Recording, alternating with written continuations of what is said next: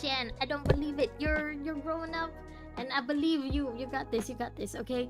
If if she does say no, then take it with grace. But otherwise, you're a pretty lovable guy. I'm sure she'll say yes. Oh, I'm so excited for you. My little boy's all grown up. I feel like a proud mom. By the way, everyone, hello, welcome back. Hi, Rojak and Sticks, if you're still there, welcome back, welcome back. The update on the kitten. Today, for some reason, it got hungrier sooner. So instead of the usual, 2.5 hour feedings that I gave it, I think this time like 4 times. I fed it just an hour after it last ate. It just woke up and started screaming, and it only stopped and went back to sleep after I fed it. So I'm not worried about that, but I'm gonna be bringing it over to the vet on 2 days from now, because then it'll be officially 2 weeks old. So I just wanted to give the vet an update on it and see if maybe there's anything wrong that I missed. So yeah, that's gonna hopefully nothing bad is gonna happen. Yeah, Auntie got a baby. It was I think 2 Fridays ago. A newborn cat literally just spawned on my doorstep. Like, it had the placenta and everything still. And yeah, I've been taking care of it.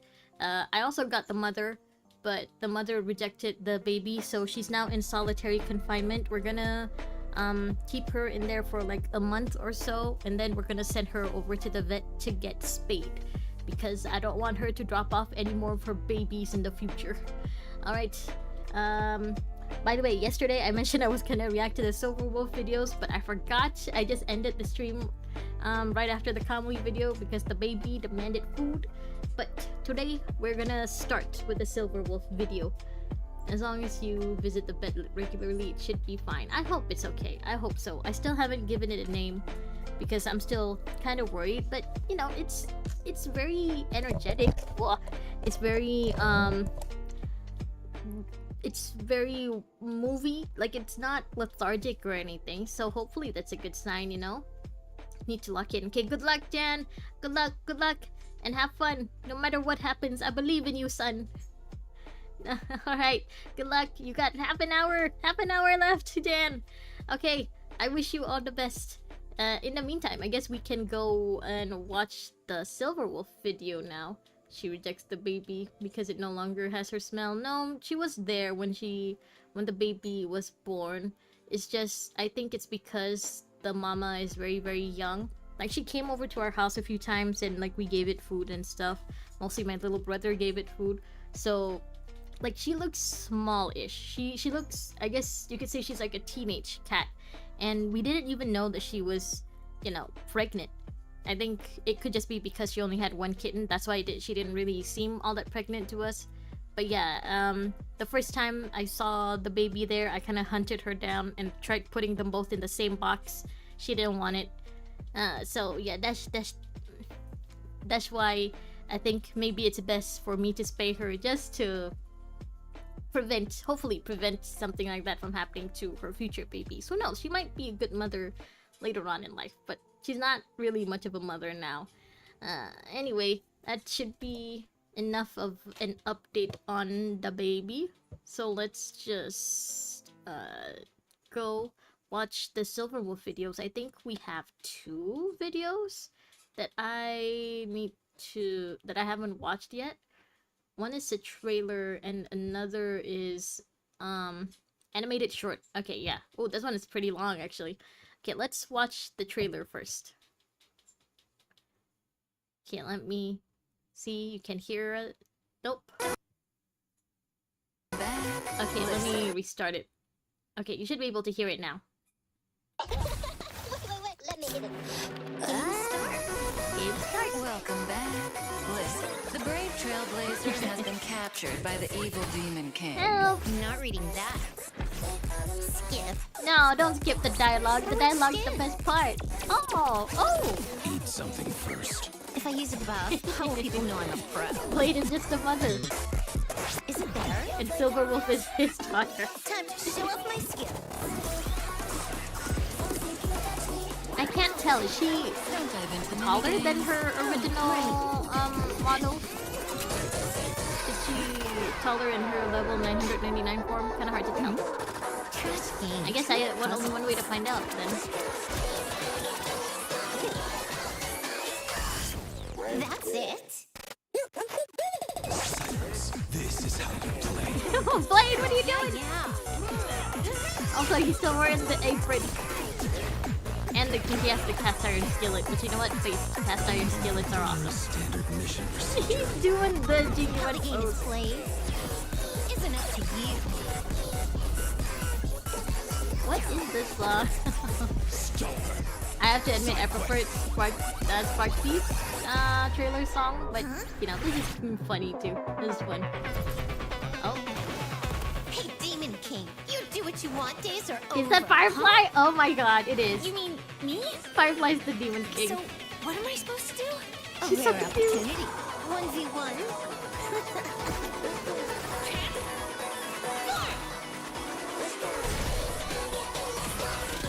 Simple tension. Oh my god, that's actually pretty cool. And they both got wings.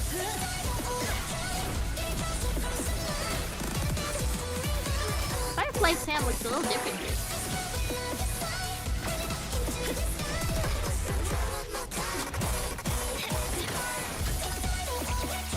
And meanwhile, Caleb is still just dangling there.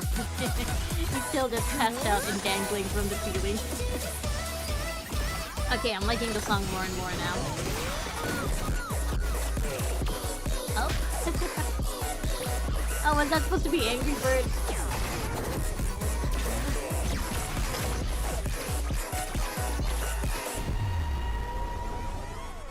Ah, Kayla's fell. Oh no. Blade. Ah! Ooh, ow. And Kalis is still passed out. Did they really just kidnap him? Or is this supposed to be like a glimpse of what it was like when Kalis was part of the Stellar Hunters?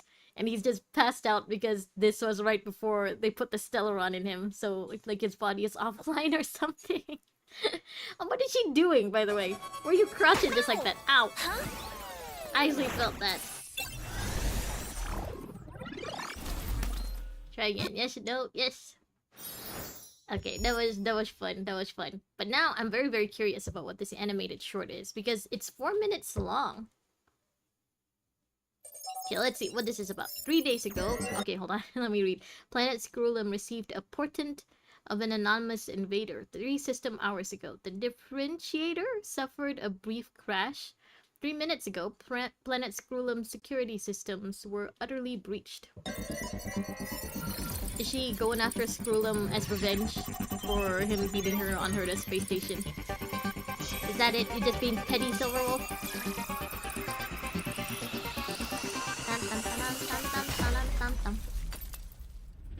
It's a living thing too. Screwy, when are you Why gonna must get make things released? difficult for it, Screwy. esteemed wolf. When's Hoyo You've gonna already release you from figured the out who I basement? am. Well, that makes things easy. Is this fully Elio 2D always warned animated? us not to Oh. mess with the Genius Society. Let's see what you're made of.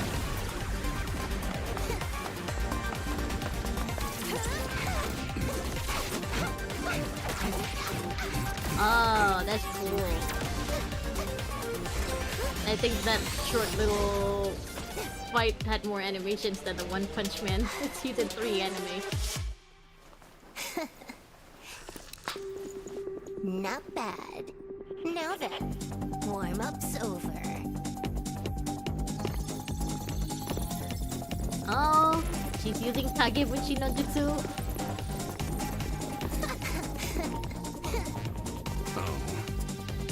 Controlling 76 accounts at once. Miss Silverwolf's APM Shadow is truly clones. incredible. Now, we can finally play to our heart's And Screwy's not even breaking a sweat. Literally. Oh no, his hat! His hat is back. So that's what's under the hat.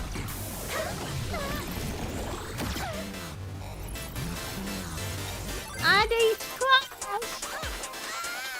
They got squash! Honestly, this is hyping me up more for school. Screwy, when are you gonna get released? Koyo, release him from the basement. Please. You made me do this! The eon of Elation's power and... Oh. No, wait. This isn't something you should Here, have right Connect now. Cody. The blue. Turn us to station.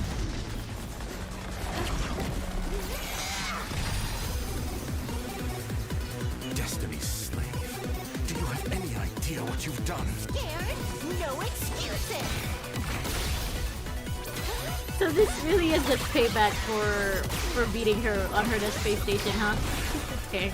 Any last Silver won't be so petty.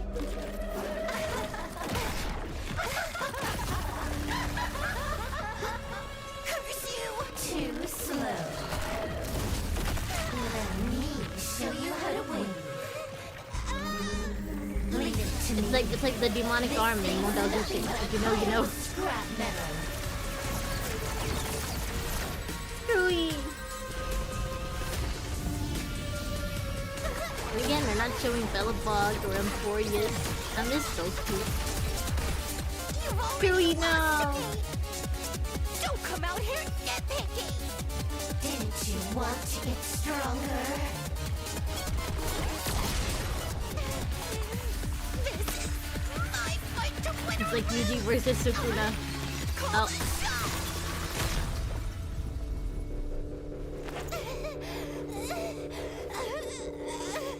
Huh? Hey, don't tell me you actually died. No, I'm pretty sure Screwy's okay.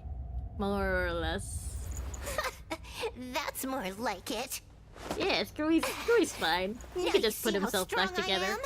I could knock you flat with just one finger.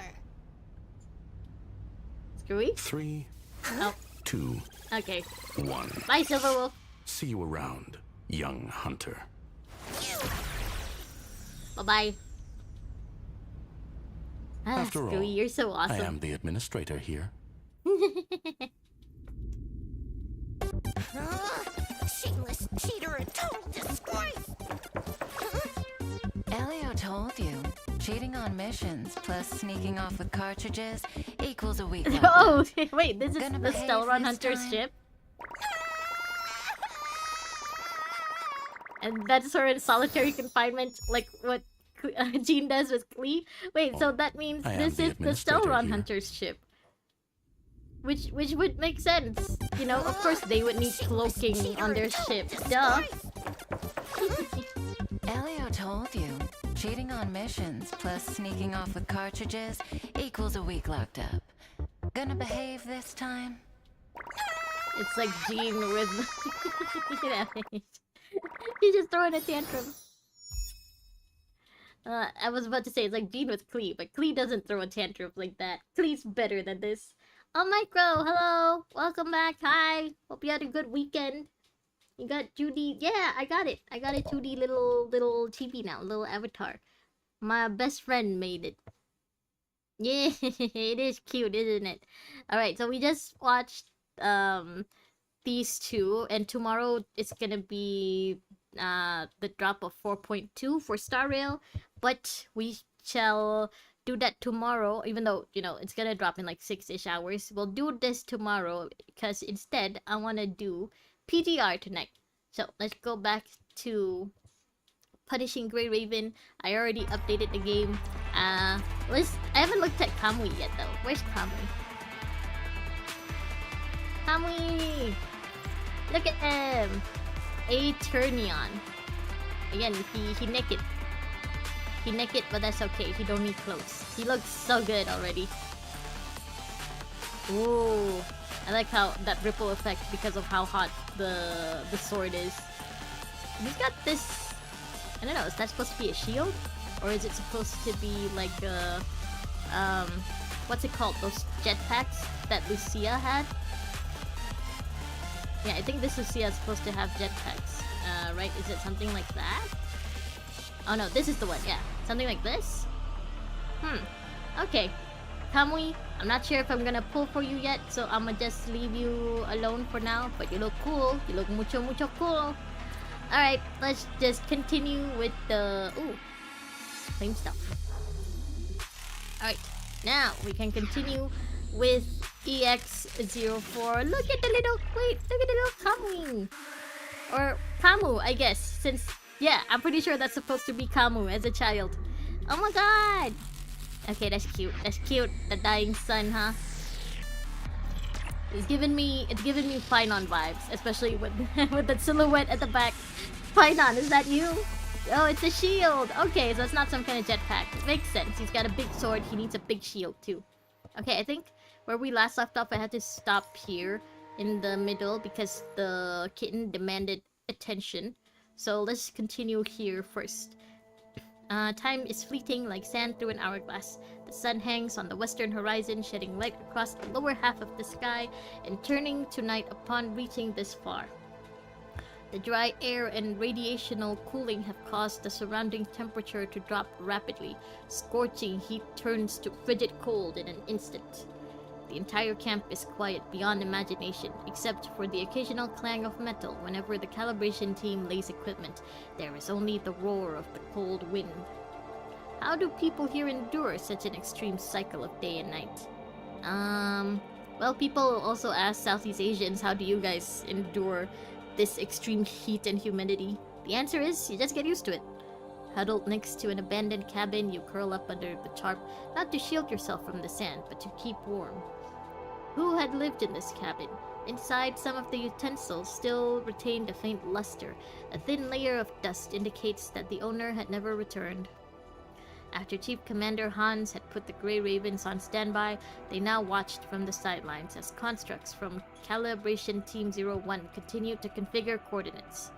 Upon receiving the serum supply, garlic serum, the service personnel had also finished repairing the protective devices used to combat the Red Tide. Theoretically, this is the safest you have been since crash landing.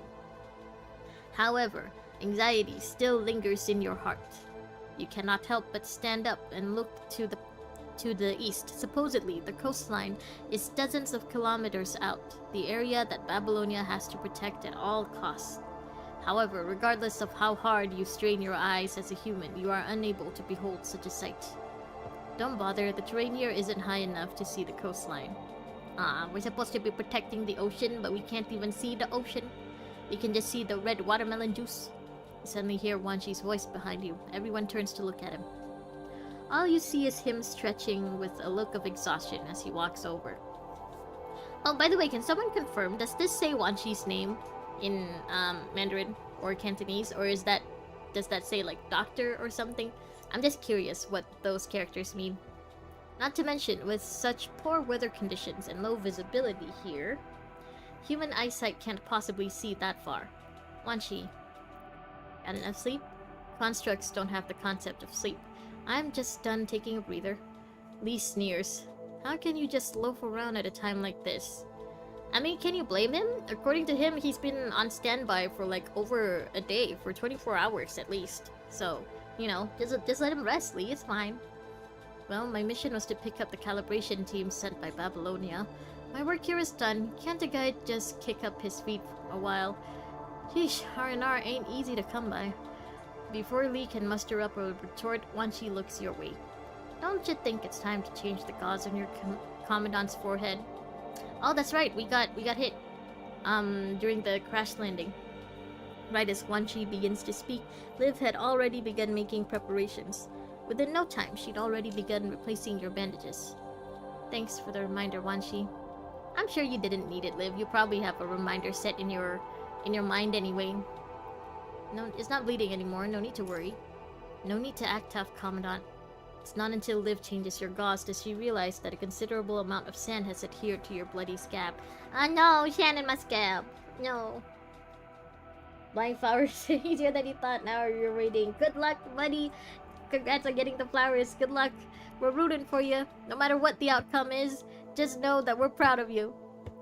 Cleaning the wound is not exactly going to be a leisurely stroll through the park. Far enough not to get spotted. Okay, just don't be creepy about it, okay? Make sure that, you know, you're not... She doesn't think you're stalking her or anything. It's okay. Deep breath, Jan. It's okay. You got this. Your breath hisses in pain through clenched teeth. Lucia. Understood. Lucia quickly tears open a pack of field rations and stuffs it into your mouth to bite on. Aw, is it gonna hurt? Arr! Squinting your eyes in the dim light, you can catch a glimpse of a thin figure poking their head out of a tent behind Liv. Gesture to Liv with your eyes. Beckon them. Who is it? Huh? What's wrong? Someone there? Before Liv can react, the thin figure was already running over. He scurries over next to Liv and gazes towards you with a doe-eyed look of curiosity. Yeah? Was that the kid from earlier? The boy's gaze falls on you. Rather, the ration in your mouth. Aw, he hungry?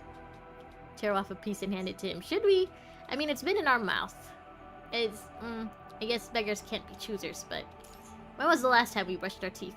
Like a kitten, he sticks out his hand and hesitates until he cannot resist any longer. He grabs the ration and wolfs it down. You already know where she lives, don't worry. Don't be weird about it, Jan. Unless she appreciates it, she might be someone who matches your freak. Lucia quickly takes out a second piece and hands it to him.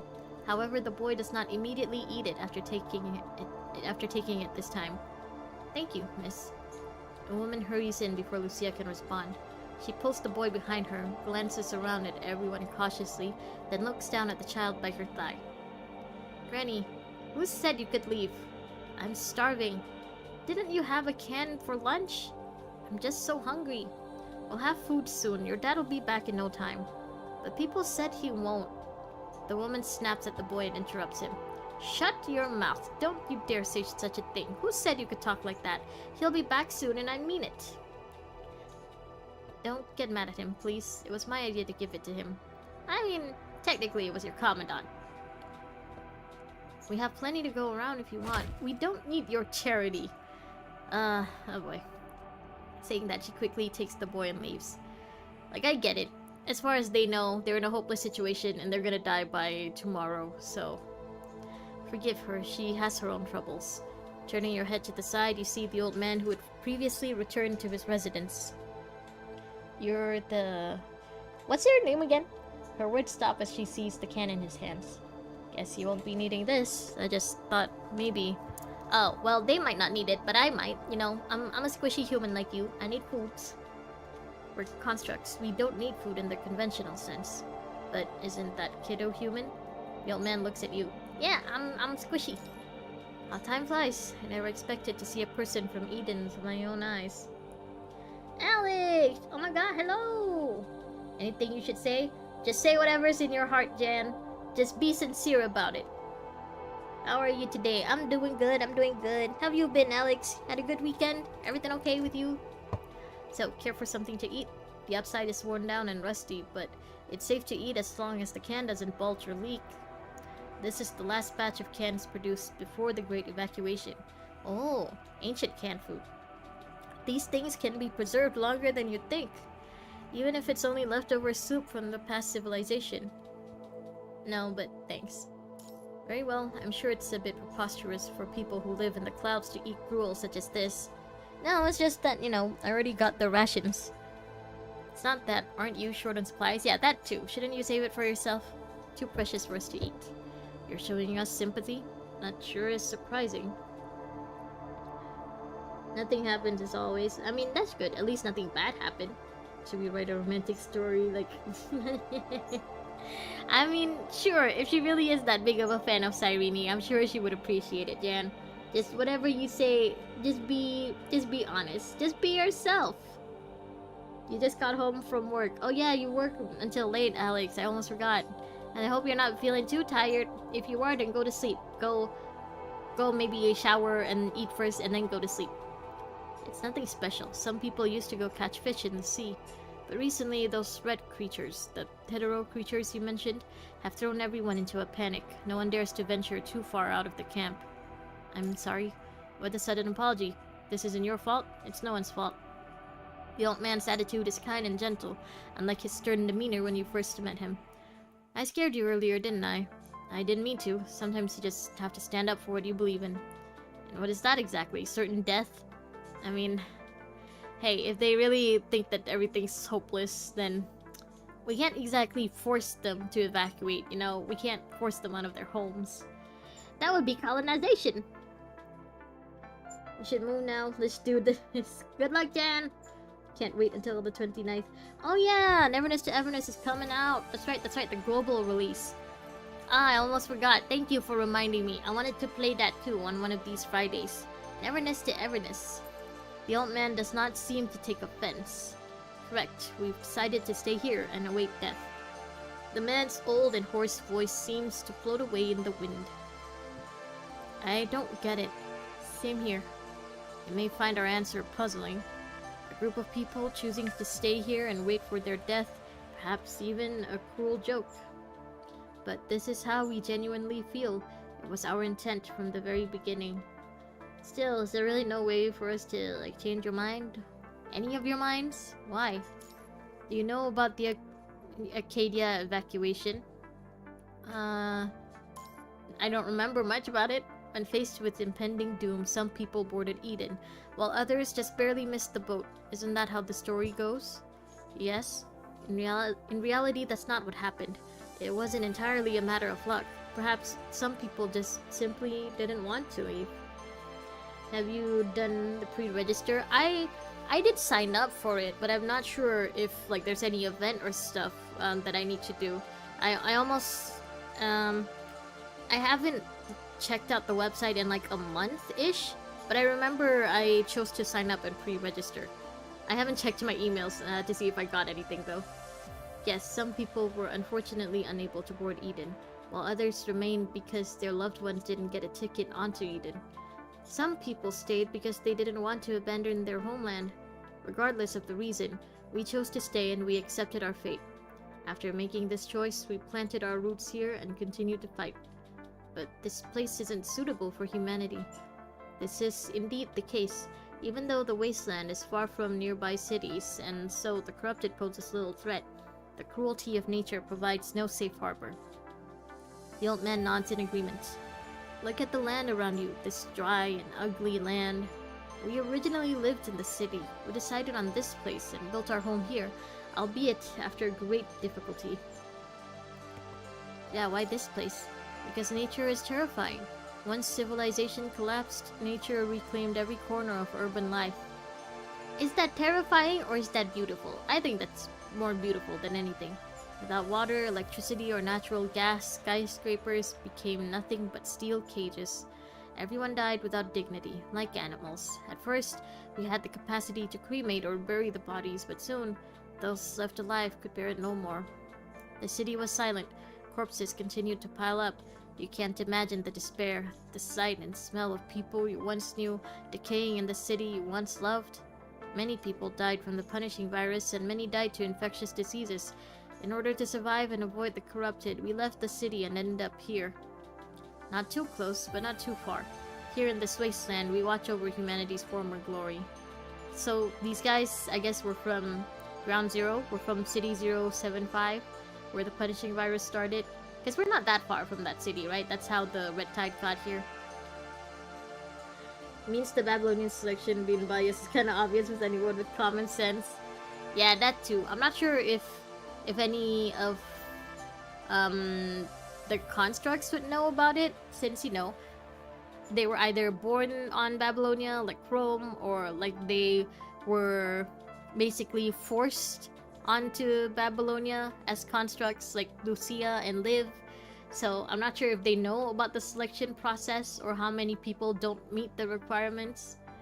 But yeah, basically as long as you're not a researcher or you're not compatible with becoming a construct, you fucked. Same, but they already done a broadcast on YouTube. You can watch it later. Okay, I'll check it out later. I feel like maybe they sent me some rewards or something for pre-registering and I just haven't claimed it. Who would have thought that a group of mice such as ourselves would still live here to this very day?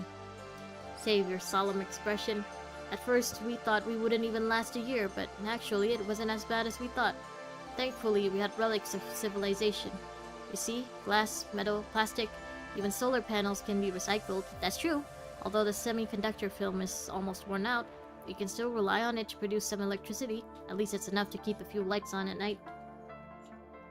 These items may seem like worthless garbage to you, but they are treasures to us. Just like this land. My wife and I built our house on this land with our own hands. It may be falling apart and always leaking, but it's my home. We may have lingered on our last breaths, but we kept each other going. The 10 years I spent with her were a short, happy time in my unfortunate life. 10 years? Is that supposed to be like 10 years since the fall of civilization? Since the apocalypse? Or is he counting the 10 years that he's been with her basically since marriage? You know, since before the apocalypse. When she passed away, I buried her on a distant hill overlooking the sea. Most of my generation that chose to stay during the Great Evacuation has turned to dust beneath the wheel of history. Now, there are only a few dozen of us left. But the descendants of those who died have now grown up and started to raise their own children. When it came time to bury my old friends, I buried them on the same hill overlooking the sea. Standing here, we can only look back on the glory of the past and see the tombstones of our old friends. If we were to leave, then we would truly have nothing. Everything we cherish, believe, remember, and love will be completely shattered. Besides, even if you hadn't shown up, we wouldn't have lasted much longer. We scavenged all of our serum from the nearby city. That's bound to run out sooner or later. Everyone knows this, so we are ready to die at any time. Your arrival only means that we'll meet our fates sooner. I mean, yeah, they were running out of serum and stuff, and they'd accepted that they would die then, but we're here now. We can evacuate you out of this place. I'm sure we can give you some serum. It's the least Babylonia can do for displacing you from your homes, right? You don't have to just accept it anymore. People born here were never optimistic to begin with. Hopeless and destitute, desiring nothing so as to lose nothing. The only thing we have left is our love for this land. We knew our destination when we set foot on this path. We spent every day like it was our last. We were born here. We will die here. That was a pretty long speech, old man. But haven't your life suffered by living like this? No, you must know joy to know pain. It's like we were never happy in the first place. That's why we're okay with this. We don't pursue the luxuries of Eden. We just want to be put to rest with our loved ones at our side when the time comes. If you still have compassion, please don't deprive us of our last request. Why tell us all this? And also, obviously, you're not, you know, not all of you are okay with this. The kid came to us asking for food. The kid, that one kid at least, still has hope. You know, maybe let the ones who still have hope try their luck by evacuating. Maybe, because I see weakness and timidity in your eyes. When all of this is over, you'll probably blame your incompetence and live with a heavy sense of guilt. So I want to tell you, don't feel any guilt. We've chosen our own path. You have completed your mission. Alright, that's enough.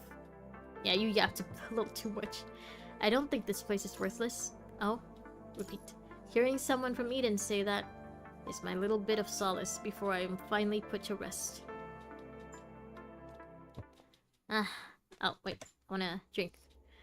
Hydrate. I gotta remember to hydrate more during the notes, because I feel like the notes in these later chapters are longer than the ones from before. So drink.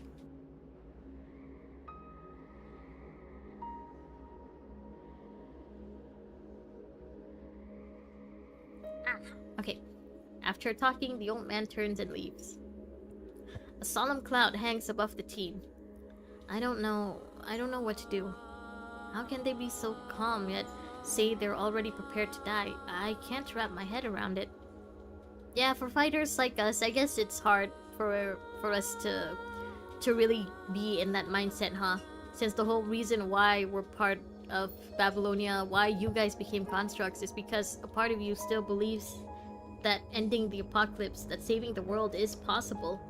So seeing people like this who've already given up must be like beyond comprehension for them, huh? This is all meaningless.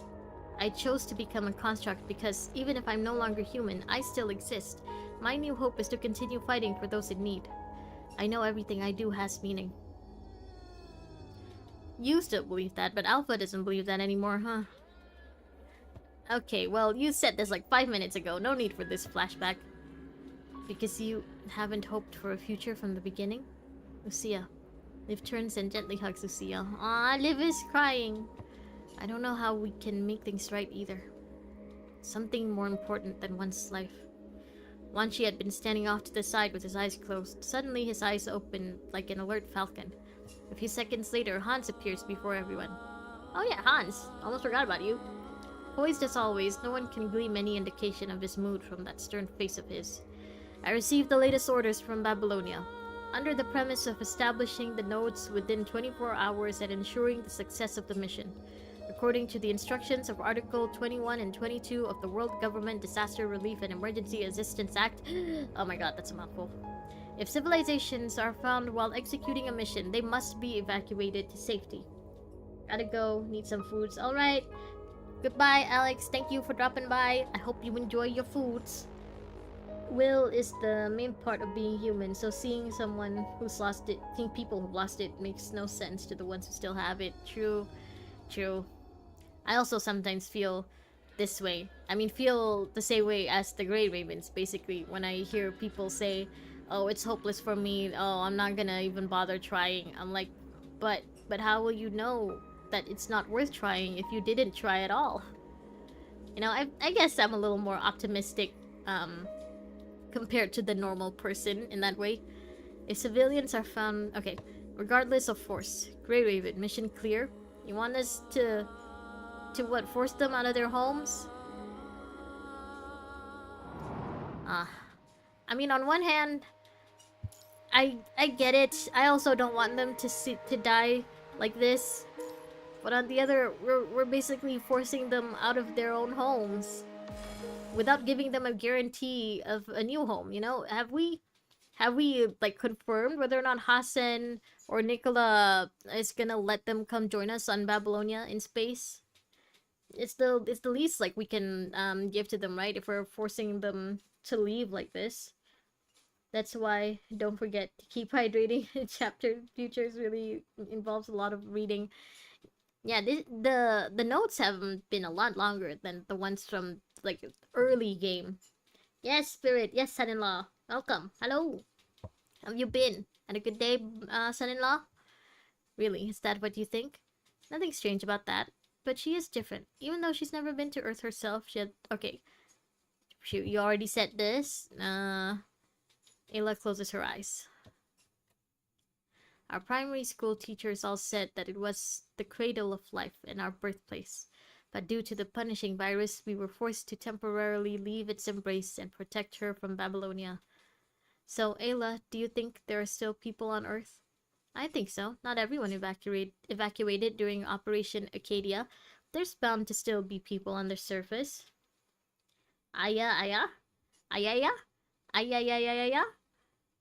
Don't our textbooks say that there were billions of people on the surface at one point?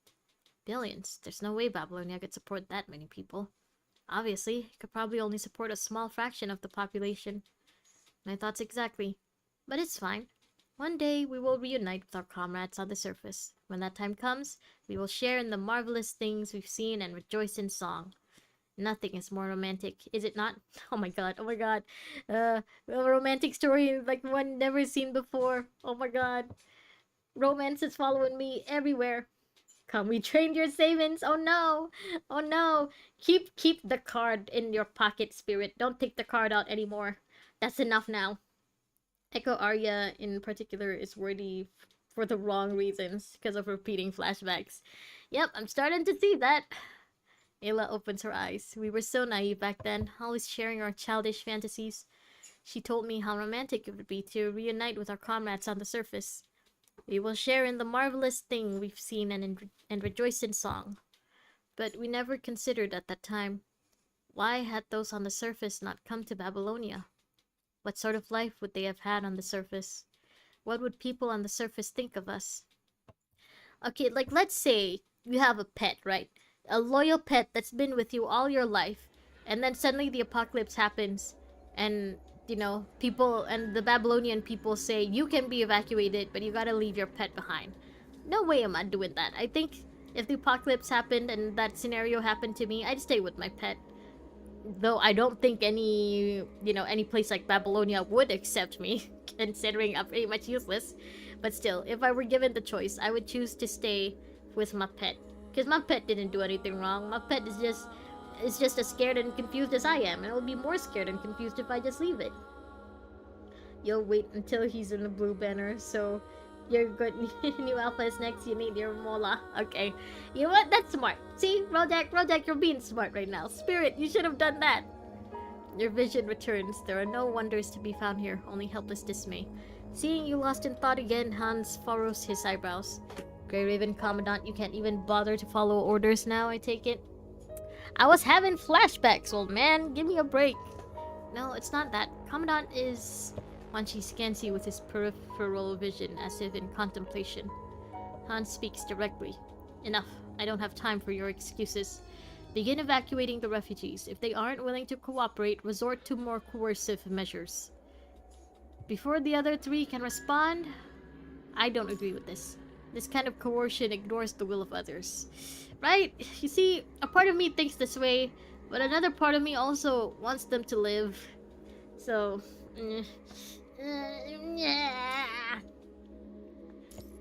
Inside of me, there are two wolves. Both of them want different things. Are you defying orders? Watch your attitude in every statement you make. You don't want to get court-martialed when all of this is said and done. I feel like I'm gonna regret my choices either way. No matter which choice I make, it's gonna make me regret something.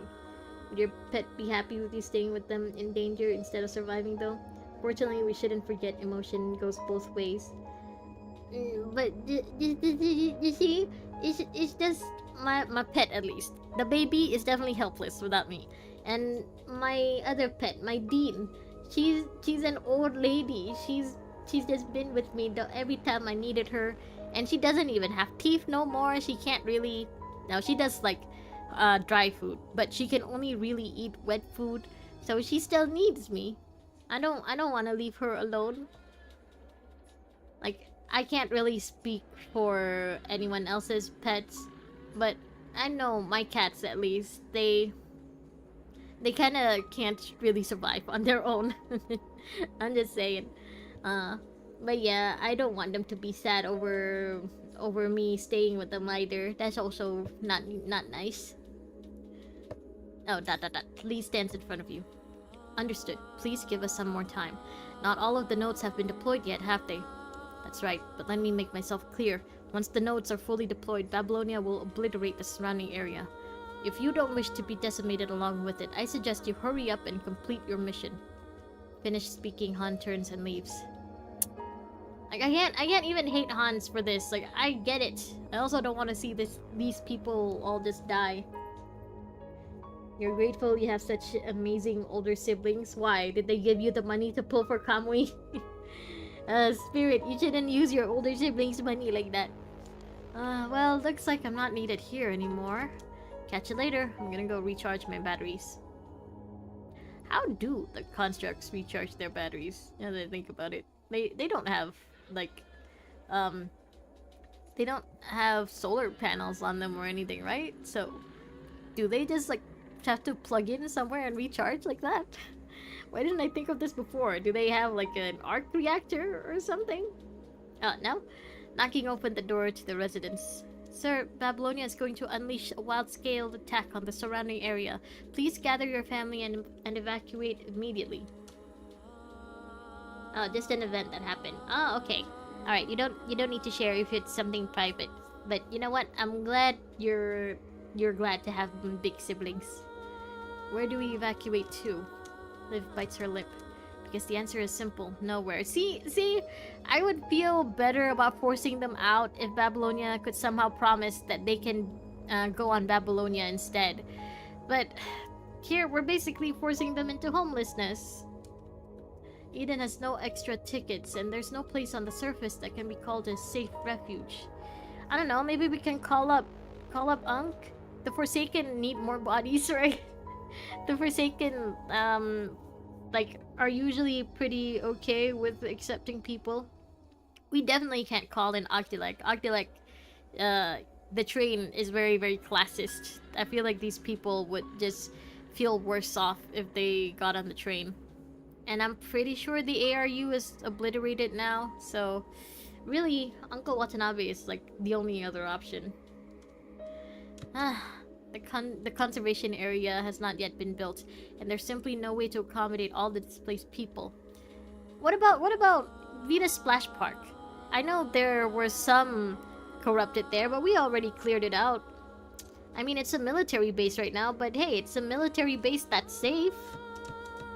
At present, there's only just enough time to evacuate the refugees to an area that will not be affected by the blast.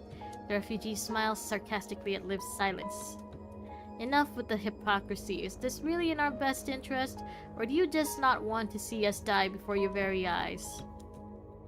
Look at you. Your conscience is just as repulsive as your actions. Hey, don't speak to Liv like that. Removing us from our homeland will make you sleep better at night, but it won't make our lives any better. That's not what we intend on. The refugee slams the door in their faces. Okay, that was just the door slamming, because it sounded... the sound effect that they used made it sound like they had the guy hit Lucia. That's the fourth household. Why are they so stubborn? Because they don't want to be homeless. They'd rather die than be homeless, apparently. The old man seems to be their leader. If he's willing to leave, others will probably follow. Agreed. But he already gave us a whole speech about how he wants to stay here and die with his friends.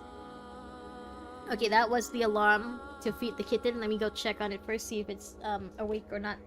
Ooh, Gyre! Just throw them in the red tide is better that way. I mean, that might just, you know, increase the number of hetero creatures and make our jobs harder. So maybe not that. But I like the way you think, Gyre. Welcome back. Alright, give me a second to check on the kitten. If it's awake, then I need to feed it.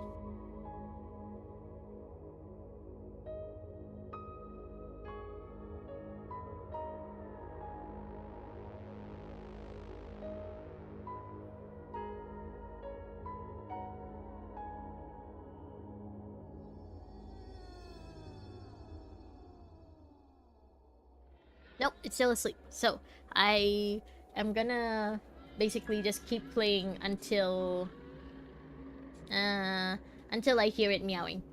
So for now, I think we're good to continue. After several more doors slam in their faces, a familiar face opens the door. It's you. Mr. I know why you're here. Lucia nods. Then you should know my answer. I already told you.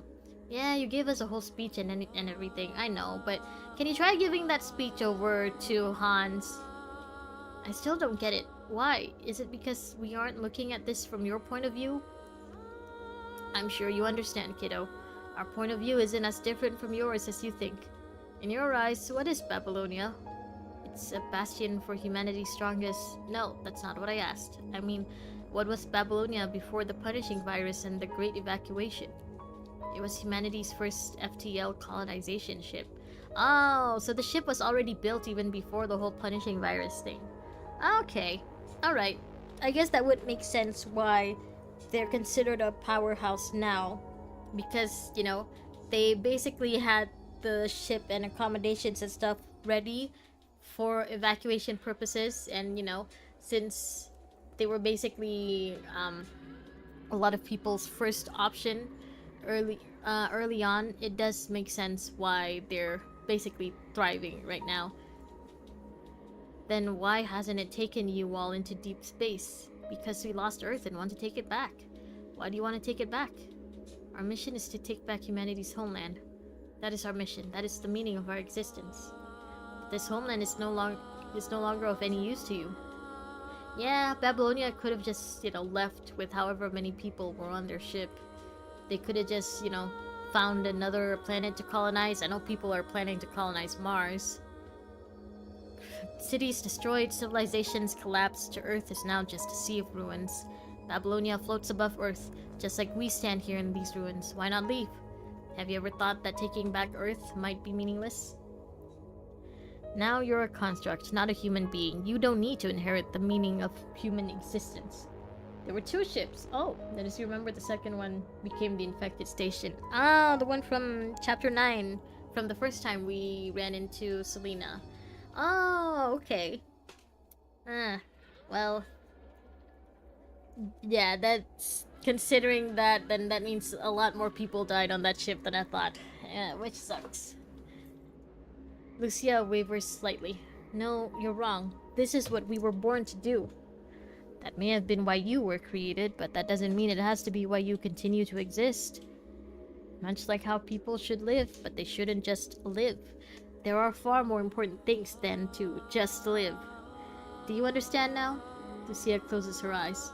This is the path I chose, just like this is the path each of you has chosen. The old man smiles faintly. Exactly. This is the path we chose, and this is the meaning we give our lives. We have nothing left. Only our driving force left is our attachment. Our only driving force left is our attachment to this land. It's the only thing that supports our menial existence. Our last wish is to forever rest within its embrace. You think we're unreasonable, choosing to die rather than to leave? I think you're being equally unreasonable. The irony of man, people can never reach a real mutual understanding. This land is our blood, sweat, and tears, our history, our memories, everything we created, cherished, loved, and lost. As I've said, if you still have an ounce of compassion, please don't deprive us of our last request. It sucks, but sometimes I do agree with the stubborn NPC. Yeah, these NPCs, this guy at least, isn't the same as the NPCs on the ARU. Like, they're not assholes. Even though they're not being friendly to us, they're not being outright, violent. And they're not calling us sinners or anything, you know? So, like, I really do understand where he's coming from. I get it, sir. I understand. But can you maybe try to make Hans understand? Please respect our last will. Lee steps forward and pats Lucia on the shoulder. Pat, pat. We understand. Sorry to bother you. Goodbye. Just as you're about to leave, you hear a commotion nearby. Don't you think it's ridiculous to tell us that we're also citizens of the world government? Don't you remember how you treated us when the evacuation started? You held us at gunpoint to prevent us from boarding Eden. You left us behind like junk. Now you dare to come back and rescue us. Are you kidding me? Get out! Get out of here! I don't need your fake compassion now! The person she's confronting is none other than Hans. Oh! Okay, someone is trying to tell Hans what they feel. Well, good luck, lady. His starched and pressed uniform had been stained, almost like someone had poured a bucket of dirty water on him. Chief Commander Hans, you need a shower! By the time you rush over, the two of them are about to clash. Suddenly you hear the distant serenade of the whale song. Oh, Selena? Is that you? I see some of the punishing virus stuff back here. The serene and resonating sound floats gracefully in the wind like a bird through the clouds. It sounds close yet distant. The sound is not grating, but Hans and the old man who just arrived wince at the same time. Not good. Hello? Damn it. Attention, soldiers! Drop what you're doing and prepare for battle! Hey, over to the west! Despite going to recharge his batteries, Wanchi had been keeping watch this entire time. Suddenly, he jumps down from the hill. Wanchi, you really need to take a break. What happened to R&R? His laziness was now replaced with unprecedented seriousness. Soon, everyone realizes the gravity of the situation, because a large number of punishing hetero creatures burst out of the yellow sand and begin to pursue him. Wanchi, run! Wanchi! I don't want to tell Chrome that you got hurt on our watch. Oh. Ooh, is that? Ooh. Are they fighting each other? All refugees have been evacuated inside the residence. All hetero creatures are in. They're scattered all around the camp. I can't tell. Are they fighting each other? But they aren't paying attention to us yet. We must eliminate them right away. Can't let them attack the citizens. Am I actually hurting them? Okay.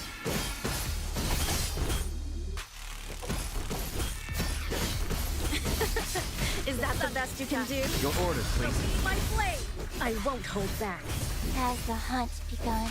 Okay, am I supposed to interact with this one? Doesn't look like it.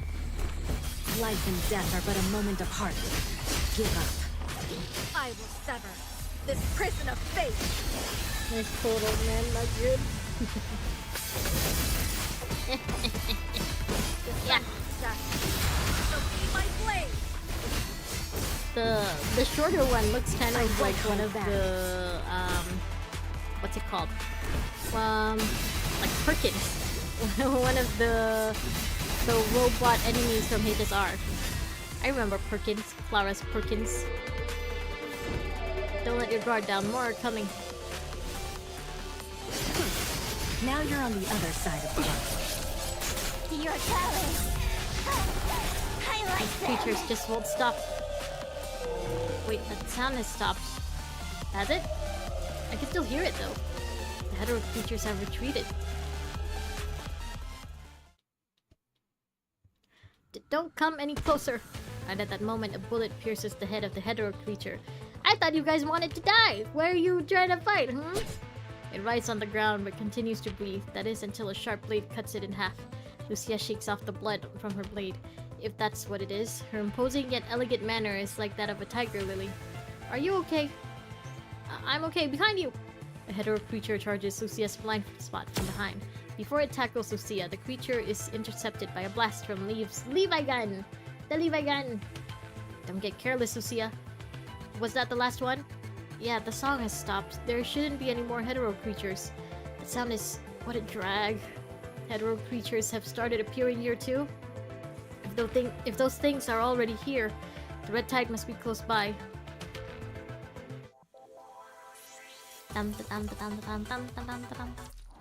Okay, drink. Let me hide the weight.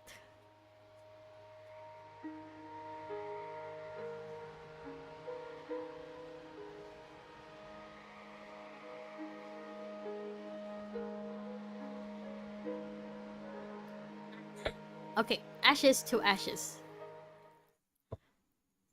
Didn't you see those monsters just now? If you stay here, they'll kill you before Babylonia does. If that's what fate has in store for us, then so be it.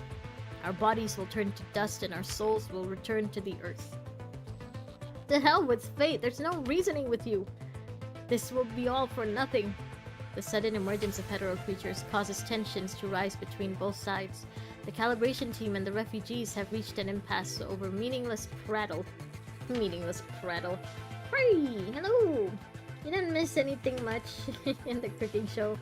Right now, we're still debating with the villagers, with the refugees, about, you know, about them dying or not dying here at the hands of the Babylonian laser. A sudden cry puts a stop to the altercation. Hey, Ray! Has anyone seen Ray? Where is he? Where's my grandson? After her companions shake their heads, she shifts her gaze to the calibration team. Her look of alarm gives way to one of panic. Have you seen my grandson? She glances at each of the constructs one by one. Finally, her eyes fixate on Lucia and Liv. Okay, you see, I think they do still want to live. You know, they do still want to survive. Because otherwise, why would she be panicking about losing her grandson, you know? I thought they all wanted to die. She runs over to Lucia and firmly grips her shoulders as if she's her only lifeline. Have either of you seen Ray? Where is he? You saw him, didn't you? My grandson, he was right next to me. Please remain calm. Oh. Okay, I thought I heard the kitten. I don't think it's awake. Hold on, let me check.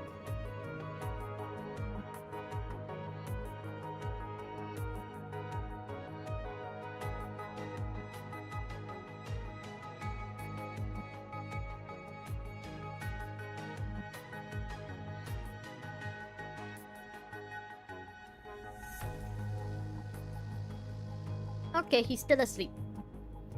Please remain calm. Who is Ray? The little boy that we gave food to. She nods her head anxiously. Did he get scared in all the chaos and hide somewhere? As you can see, people in this chapter are not smart. Is that including us? Is that including us for not understand their need to want to stay? I didn't see him. Neither did I. If you're looking for the kid... Wanchi, did you see something? I'm pretty sure he ran to the west when all the fighting broke out. The west? But that's... He's probably looking for his dad, you know, because they did mention earlier that his dad left, probably to go scavenging or something, and he hasn't come back. She collapses to her knees as if drained from all her strength. No, don't take my Ray from me. Lucia and Liv look over. Hey, I meant he's just a child. He couldn't have gone far. I'm sure we could still catch up to him. Well then, let's... Grey Ravens. There's no time to waste on such trivial matters. Hans, I thought you wanted to evacuate these people. You're just gonna leave the kid? Maybe it's just a grandma thingy. Yeah, maybe. But then she should have, you know, agreed to evacuating earlier. There's no time to waste on such trivial matters. If you've got that much free time on your hands, it would be better spent guarding against attacks from the hetero creatures. But the child! Chief Commander, Team 03 just sent a comlink. They've deployed the bit domain node. Good. What about the other teams? Team 02 and Team 05 were also attacked by hetero creatures, and the bit domain nodes were destroyed. No news from Team 4. Team 7 and Team 8 are still exploring the red tide periphery. It's uncertain whether they can deploy their nodes. What's the casualty report? 30%. Hear that, Grey Ravens? You're here playing hide and seek while countless others are fighting up ahead. You're the one who told us to stay and try to convince all these people to evacuate. If anything, it's your fault that we're still here. Hey, hello, Motivated Alpha. Welcome back. Manchi, my boy, you saw him run to the tide and you let him. I'm so proud of you. I mean, yeah, he's basically just respecting their last wishes, right? They want to die, so he's like, I guess the kid is just getting a head start. Our troops are getting wounded and giving their lives for this cause. I've given you a compromise, but it seems that you're still unable to complete your mission. Do you know whose time you're wasting in this place? You're wasting the time and lives of your comrades. We have no energy to waste on such trivial matters. If you can't persuade them to leave, use force. If you don't want to use force, then let them stay here and await their death. That was basically our choice in the first place, sir. Kurono would save the kid. Kurono would also experiment on the child. So, you know, give and take. More or less. See, they would save the kid, more or less. Our mission is far greater than their lives. Have you forgotten what the CTO said? Once the red tide spreads to the coastline, not only will the people here die, the entire earth will fall. While you squander your senseless kindness on such trivial matters, have you thought about the fate of humanity for even a minute? And you're just here yelling at us and giving us lectures when we could be, you know, when we could be fighting and helping out the other teams. If anything, you're the one wasting time now. Alpha, new alpha is in 20 days. How's your savings? You've abandoned the interest of the greater good for your own personal interests. I think you should go back to FOS College and read the military code until you can recite it verbatim. You disappoint me. I thought your reputation would precede itself as the chief of FOS, but I guess rotten wood can't be carved after all. Again, you're wasting our time by giving us this lecture. Find a corner and stay out of my sight. I don't want to see you until Babylonia issues the evacuation order. Of course, if you choose to stay here and await death, I'm not within my power to say otherwise. That's exactly what someone fortunate enough to board Eden would say. For the greater good. How righteous. That never gets old. How morally sound. I'm truly amazed. The red tide will save him, but he will come back like a fat red mosquito. Yeah, the red tide would also save him.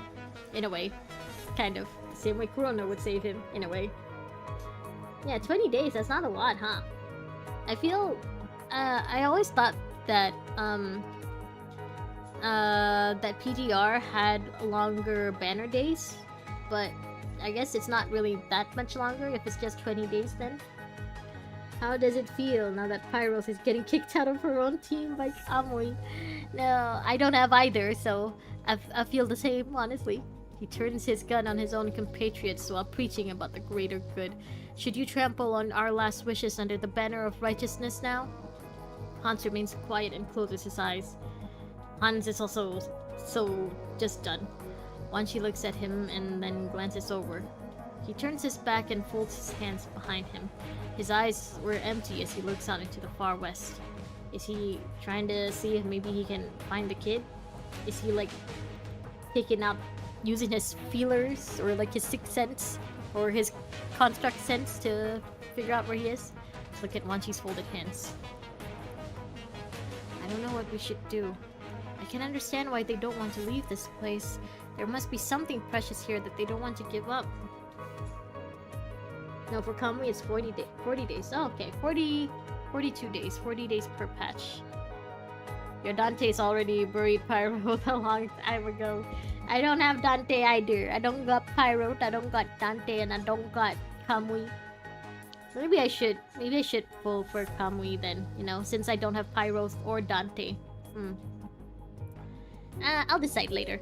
I mean, I think I have enough black cards to guarantee it. But also, you know, Alpha's coming. They made it longer, I'll not forgive them. 20 days till beta, maybe. Yeah, it could just be that. Could just be 20 days till beta. Never bother with the leaderboard, so you keep your wife to yeah. See, yeah, I feel the same. I feel like as long as my alpha can get shit done, I don't really need a new construct or a new frame. But I also understand why Chief Commander Hans has made this decision. He's considering the fate of humanity. Individual will versus the greater good? Communism versus capitalism? Why are we still forced to make binary choices between one or the other? This is just the trolley problem all over again. The tension in the air is stifling. Apparently, the trolley problem thing, like there's a way to pull the lever that turns the train either way. There's a way to pull it to make sure that it doesn't crash into either option, either set of people on the tracks. But also, I like how some children, like if you ask them the trolley problem, they decide just kill everyone. I think that's also a very, very legitimate answer. Refusing the company of your 3 comrades, you walk outside the camp alone. The frigid wind dries your lips and face. I hate that. I hate it when my lips are dry. It's always been around 40 days. Oh. The longer the better, can farm extra black cards. Yep, exactly. Hi Spirit, welcome back. We're all discussing how much longer it will take until we get the new alpha. Arikite equal? With the current developments, this seems to be the only way to clear the whirlwind of thoughts clouding your mind. You plan on coming here to think alone. However, you see a familiar figure in the corner. Wanshi? Yeah. Hello, Doc. Wanshi folds his arms and leans against the cabin door. He glances over with his peripheral vision and yawns. Oh, it's you. Where's your team, Commandant? I came here alone. What's with the face? You don't think I was waiting for- Were you here, do you? That's the hand signal you did. That's a secret code used in FOS. Didn't you call me here? That's what the captain taught me and Kamui in his spare time. He said that all FOS commandants know it. Oh yeah, I keep forgetting that Chrome wanted to be a commandant first. So, yeah, makes sense. He'd know the secret hand signals of the commandants. Need funds. Want to start a FundMe page? Yeah, rob a bank. I mean, you could try. Good luck, I guess. I'm not gonna tell you to or not to do it, but do your best. Yeah, bank is a good choice. Did it once. Oh, and you didn't share your loot with us? Got a lot of black cards. Micro, how could you? That's what the captain taught me in Kamui. Okay, I was just bored and it came to mind. I never thought I'd ever actually use it. Only then did I realize that you're really from FOS college like my captain. After all, you don't look the type. Huh? What do FOS graduates look like? What are their types? So what is it? With the recent turn of events, the Science Council hasn't been able to fully analyze the Red Tide. But you've heard it too, haven't you? Yeah, the whale song? Bingo. I was the first scout to find the Red Tide tributaries and break the news to Babylonia. I thought Babylonia would have a more methodical strategy, but in the end, it's just reliant on brute force. I mean, we don't really have a lot of time to think of a more airtight strategy, to be fair. We kind of have to rush this, because otherwise the Red Tide will reach the ocean and that will be bad. Harikite Iko, I don't know what that refers to. Micro actually did. I didn't share the loot. Yeah, you didn't share the loot, Micro. My answer to the trolley problem is simple. I take after my idol, Tien, and look at the train to do a triangle with my hands and say, Kuho? Kikuho? I don't know what that refers to either. Not your problem. The game doesn't have a trade system. Imagine it having a trade system. I feel like PGR is already very, very generous. I feel like giving it a trade system would just make all of their players free to play, you know? So, I can understand why it doesn't have it. Time is of the essence. Of course, let's save it for another time. I'm curious about something though. Ray Raven infiltrated the Ascendant's underground base and had a direct confrontation with them, correct? Yeah. I mean, yeah, everyone knows this already. I suspected as much. So, has your team heard this sound before? Have we? And I just forgot? I mean, we heard it from Derek, I think, but I would have thought it was just the game using the same sound effect just cuz, but Maybe it actually is supposed to sound like there somehow? Best answer to the trolley problem is super dual track and drifting. Yeah, that's also a legitimate answer, I guess. In other words, this is a special case or a new development. Well, as a scout, our worst nightmare is the lack of intel on the battlefield. Even a minor omission can be disastrous. I understand the urgency, but implementing a strategy without knowing the whole picture, how can they guarantee that the Longinus arsenal will be enough to stop the Red Tide? Yeah, that's another thing. We have no idea if this will work or not. We're just gonna try our luck, hope for the best, prepare for the worst, I guess. Trade system. I shall sell you my wife for your husband. That's so wrong. I mean, is it wrong though? I will trade you 15k black cards for your alpha. Yeah, and then you get 15k black cards to pull for another alpha in the future, you know? Is that really wrong? You mean? I mean, a widespread attack is the best course of action based on existing intel. Let me hydrate.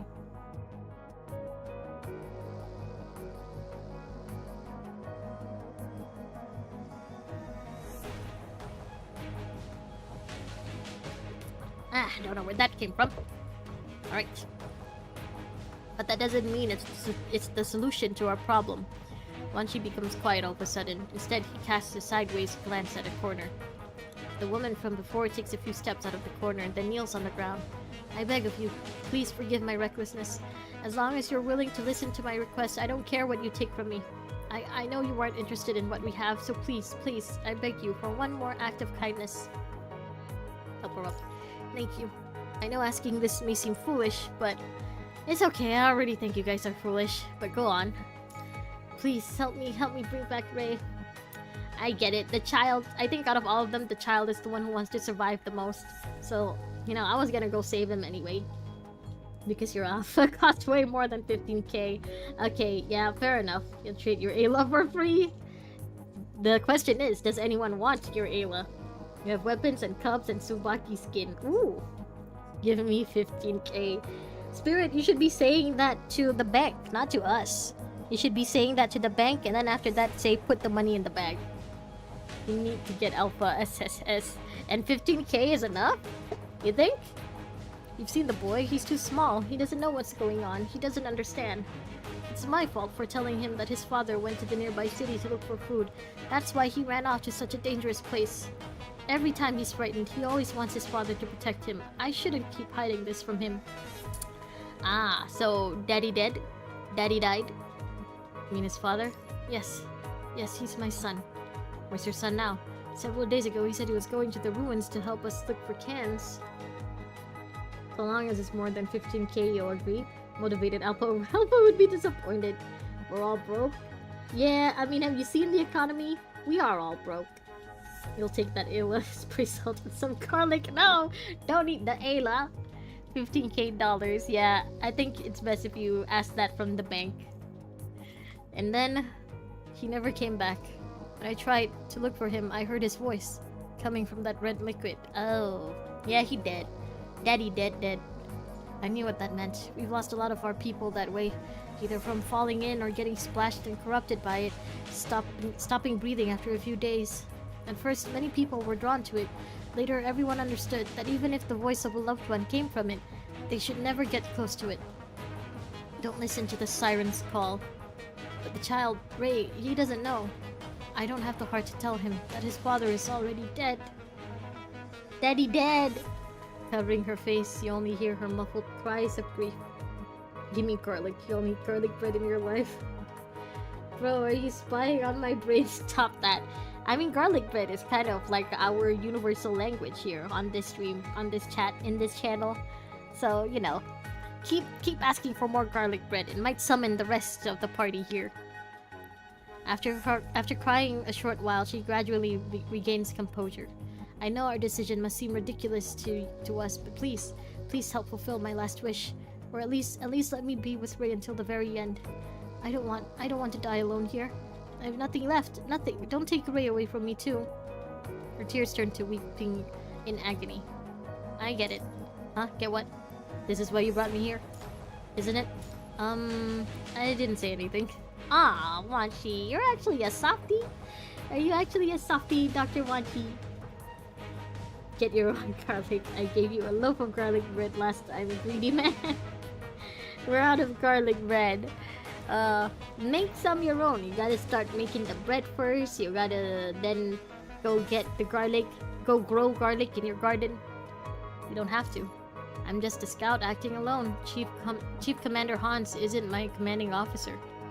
Oh, that's right. Technically, Strikehawk doesn't have a commandant, so I'm free to act as I please until my captain issues the second phase of my orders. One more, please. Or you're all wishing for the next anniversary characters. You're on your knees for a new Sophia frame. Ooh, yeah, there are lots of other characters that haven't gotten more than one frame, like Sophia and Bridget. Yeah, quite a few actually. Now I think about it, I know some of those characters. Like, I don't know their names, but I do know that they don't have more than one frame. Has Lady Chu gotten another frame? What about Chanyu? Isn't he forgotten? So, yeah, some other characters also deserve new frames. Kamui got a new frame, let the other characters get some too. You know what this means, don't you? Yes. Your decisiveness is quite endearing. No wonder my captain thinks so fondly of you. Ah, he likes us, Chrome? But understand one thing. No one can guarantee what we're doing is right, or that everything will end happily ever after. No one will know how you put everything on the line. No one will thank you. You may even be court-martialed. Knowing this, do you still want to continue? I feel like I get threatened by I get threatened with court-martial by Nicola for, like, what? Once every month? Once every chapter? So, should be okay. Should be fine. Yep, let's go.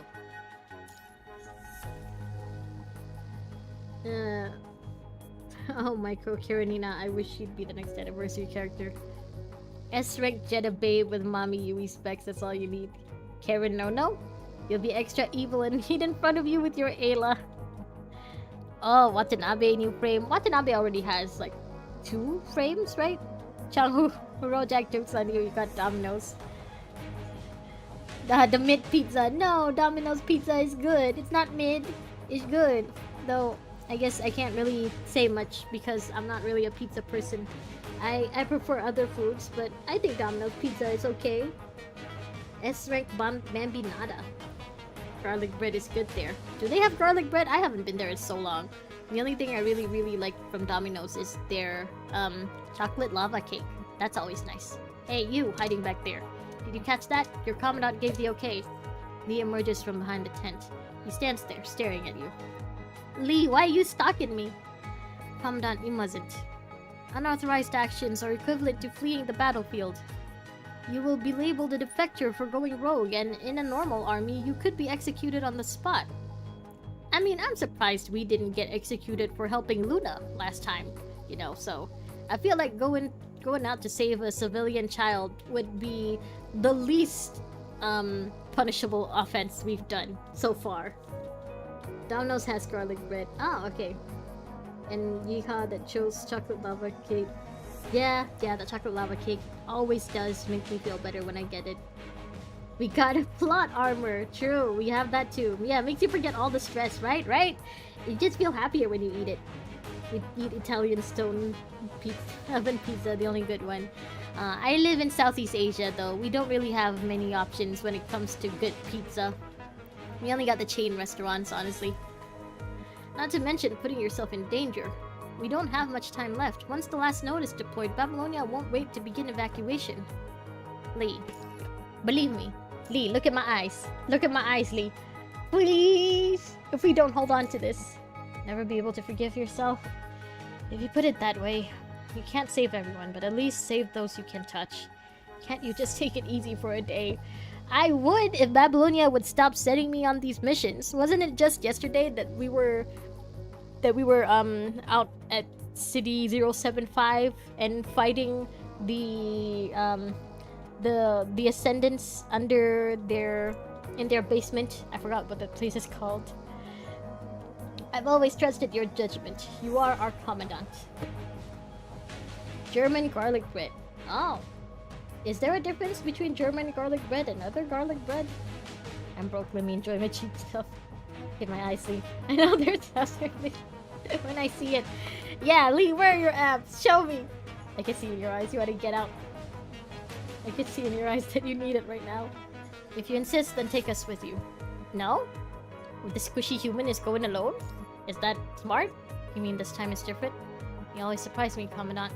You're right, if the Grey Ravens just got up and left, we'd all be labeled defectors. But now's not the time to do things by the book, right?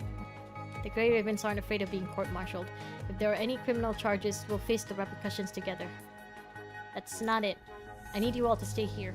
Lee, you know what I mean. This isn't for your own good. This is for the good of everyone. Yeah, I mean, if they do decide to evacuate, then the more people here to protect them, the better. Yeah, best let the squishy human go then. That was a month-ish ago. You need it right now, you want to get out. All German bread is absolutely perfect, that's just the law. Oh, I didn't know that actually. So once again, we don't really have that many options for bread. You know, usually it's just gardenia and I guess maybe Family Mart milk bread and stuff like that. Yeah, we don't really...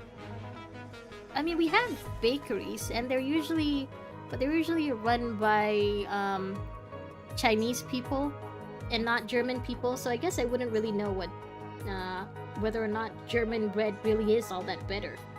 I think KFC would love to take in these refugees.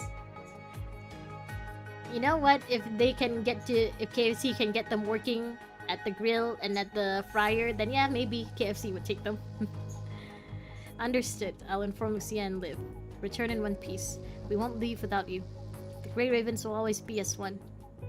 Leo walks up to you and pats your shoulder heavily. Take this with you.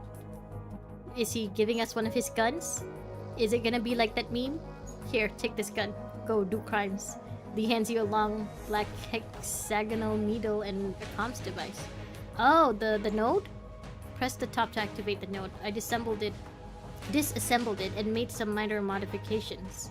You just need to activate it. Take it with you. The comms device has been repaired, but the reception is unstable here. If it exceeds 30 kilometers, you won't be able to maintain a stable connection. Obviously, I hope you don't end up going that far. Lee. Aw, you softy. Don't look at me like that. That's exactly what you plan. Don't look at me like that's exactly what you plan on doing. Remember, we won't evacuate until you come back. And you... what's up? Our Commandant. Wanchi cuts off Lee mid-sentence. Yeah, I got it. Oh, Wanchi's coming with us? I mean... Yeah, basically he's already done his job, so no one would really bat an eye if he, like, took a break or anything. So, yeah, he can come with us, Lee nods. Don't let anything happen to our Commandant. We're going on a little adventure with Wanchi. Wasn't expecting that. I thought Wanchi was gonna stay with the others. Alright, let me drink first. Alright.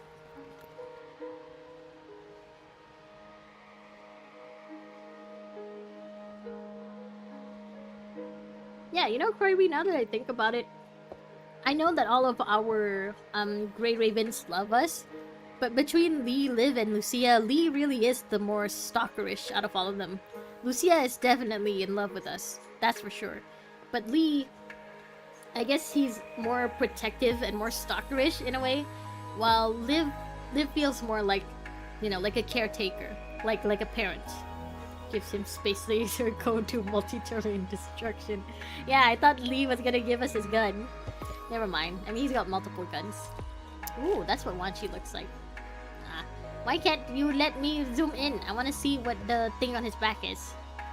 He is a sniper, right? So that could be a rifle. The outline of the refugee camp gradually fades into the distance and the temperature begins to drop rapidly. Unlike the wilderness, the few refugees scattered throughout the camp were enough to dispel the cold from their breath alone. Hyper Matrix, Lucia, your wife, Liv's sister. Hi, Wesley! Welcome! Hello! Hope you had a good day, Wesley. But now the cold wind holds you in its frigid embrace. Yeah, Liv is like a sister-in-law, basically. She's just a caretaker. She just loves us platonically for now. I don't know if it'll change later on in the future chapters, but for now I feel like Liv's love for us is more platonic, while Lee's love for us is more stalkerish. The heat from your breath condenses into a white fog. The thought of potentially freezing to death I don't want to freeze. Spurs you on as you follow the scout's white figure onward. Wanchi's familiarity with the surrounding terrain allows him to adeptly find the most efficient route for conserving strength while also avoiding the red tide. That being said, the trek is still no easy feat for a human. Why didn't you put on a thermal suit? It's too heavy and hinders movement. Why are you willing to throw your life away for someone you just met? You really are something else. Hey, come on, it's not just someone, it's a child.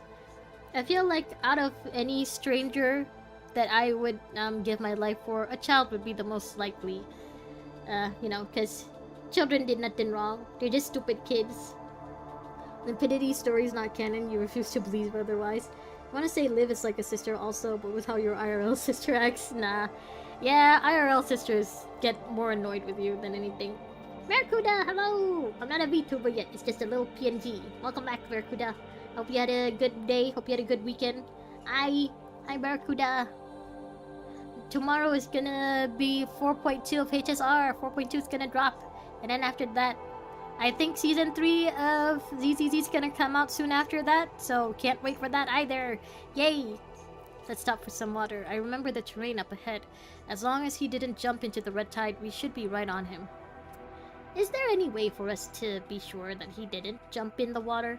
You know, that he's still alive somehow? You're not giving your life for anyone. I don't want to either, but you know, if there were no choice, and if I had to sacrifice myself for anyone, it would be for a child.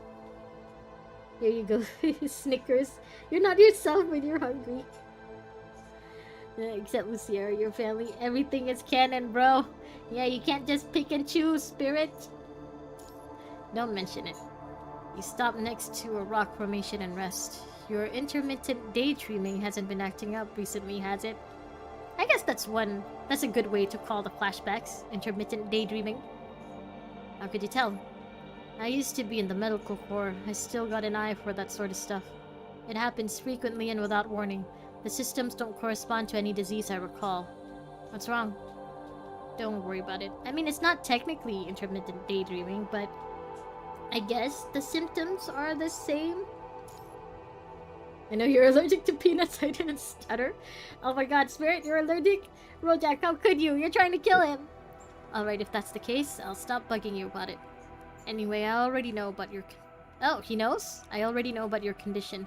I won't let it happen when everything is on the line again. Why did you bring me out here? Did you say all that to me on purpose? Are you out here to shoot me in the head?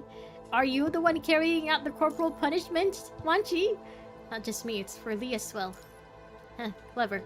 I'm starting to see why my captain thinks of Grey Raven so highly. Wanchi's dull expression suddenly turns sharp. His voice no longer carries the same apathetic tone. Correct, I could have easily found this child by myself. Constructs move faster without having to drag a human along. But you did anyway. Because I was curious. Everything is canon except Changhu. He doesn't exist. No, poor little Changyu. He exists. He's canon too. Thought we were friends. One shot, one kill. Curious about what caused the red tide and the evolution of the punishing virus. Even though you remain quiet, you can't help but think of that colossal nightmare. The hetero creature known as polyphages, the same creatures that nearly spelled doom for Grey Raven. Does Wanshi know about the polyphage? Because he did stay on Earth while we were having this meeting, this discussion with everyone, right? So maybe he just didn't hear our report about the polyphage thing. This is a monster bred by the Ascendants, the polyphage. It's similar to the rail heterozygotes we've encountered before. After preliminary analysis, we've determined that it's also driven by heterocore fragments. However, the situation is fundamentally different from that on Octilek. Even though both are driven by heterocore fragments, the polyphage is far more complex than the rail heterozygote. Yeah, for one thing, it seems to have its own consciousness, right? That's why I must make sure you remain yourself by any means necessary. Why are you guys being so dramatic? Munchie's basically the Liv of Strikehawk, with difference is that he's sleepy 24/7. Yeah, he's supposed to be a support type, right? So, Huh, I guess it makes sense for out of all of them, he would be the one to stay on Earth because it's not like anyone really needs healing on Babylonia, or like Babylonia doesn't have any doctors on it at all times. But still, I wonder, did Chrome or Kamui somehow pass on our report about the polyphage to him? Although there's no conclusive evidence, we reasonably suspect that the heterocore fragments within it not only serve as the power source for its own existence, but also triggers the red tide. Otherwise, the timing of the two would be too coincidental. It's about the battle with the Ascendants. Information on the polyphage has been released, but the fact that they contain heterocore fragments is still top secret. Oh. Okay, why keep it a top secret, though? I hope you can keep the events of what happened underground that day confidential. Why, though? Of course, be sure to pass on this message to your team word for word. Everyone has been silent about what happened that day. But we're scouts, it's not hard for us to piece together the clues. Support becomes tank, and now Strike consists of three tanks and 1 vanguard. This is a dragging chapter, so we chat must do our duty of being extra entertaining. I appreciate it. Thank you for being extra funny for me tonight. Bojack is lonely and you're lonely too. Okay. That's the real reason, I guess. Not long after we received reports of the victory on the front line, the surging red tide suddenly went inert. I beg your pardon? You guessed it. Even with the recent surging of the red tide, it's become far less turbulent than what it once was. Even at high tide, the punishing concentration is far lower than it once was. Yeah, they did mention early on that it's like the red tide has been diluted. Like you added too much ice to the watermelon juice. So now it's pretty much not as sweet. In other words, the red tide has weakened. What did you do to cause this? Your vision fills with the image of the polyphage completely disintegrating among the radiant glow. We didn't do anything? Shake head. You still need to keep quiet? No matter, your answer won't have any bearing on my conclusion anyway. Even if Babylonia isn't willing to disclose any information, there is one similarity with our current situation. Based on the pure concentration of the punishing virus, these things are essentially the same as the heterocore encountered in the space station. Was Wanshi in the space station? I don't remember. But I guess maybe, you know, everyone already knows about the space station stuff, so that's why he knows too. Correction, 2 tanks, 1 vanguard, 1 breaker. New Kamui is already with us. Change your mindset, it's too difficult. Harikite Iko. It's all my fault. Harikite Iko. I don't know what that's a reference to. Breakers are just tanks on roids. More of a Satono diamond. Is that an Uma Musume reference? Is that a horse girl game reference? I only played it once, so I don't know all the references, but is that it? Is the fragment that hit Aslam on the heterocore fragments that fell from the space station? Alright, never mind. I can tell by the look on your face. The once inert red tide has begun to surge once more into a tributary. I really should look up what tributary means. They've been using that word a lot. But first, let me hydrate. Let me drink.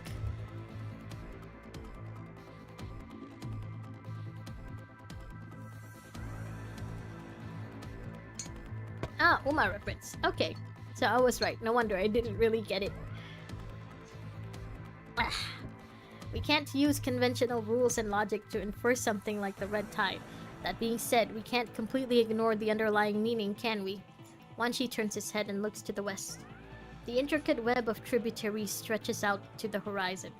Looking across the tributaries, what do you think we should see at the end of it? At the time, Babylonia concentrated all its energy on the prism and hit the heterocore with pinpoint precision. Even then, they failed to completely destroy it. What makes them so confident that a widespread attack on the surface will finally put an end to this? Just note the armpit licking gif? There's an armpit licking? Okay, well. Question for you whose theme is glory eyes. Wesley, don't talk about the incident. That's a whole ass incident? Okay. Well, I mean, I guess no one ever said that the Uma Musume fandom or game was, you know, not freaky. A wider blast means that the damage output to any single target is drastically reduced. But what if, and I mean what if, the red tide has a source?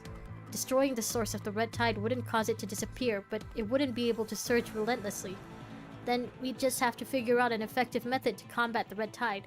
We'll eliminate it sooner or later. It's only a matter of time. Yeah, but... Okay, let's say we do find the source. The red tide is still gonna be there. How are we... What, do you want us to, like, filter the whole red tide? The whole river? Just the part when the river pours into a bigger piece of water. Oh, that's what it means. Okay, Rojak, thank you very much. Okay, now it makes sense why they're using that word a lot. That's why I need you. Only Commandants have the authority to deploy the bit domain node, right? You're a team member. Lee senses this too. Far more daring than what I imagined. And that's because my captain told me about something that's written in your student manuals. As a valedictorian of FOS College, I'm sure you know it. Oh, we were a valedictorian. We really are a prodigy. Exceptions prove the rule. And destroy the battle plan. Hoorah. Wait, hoorah? So Chrome has heard that saying too. He is indeed a top student, that's why he's required to know everything.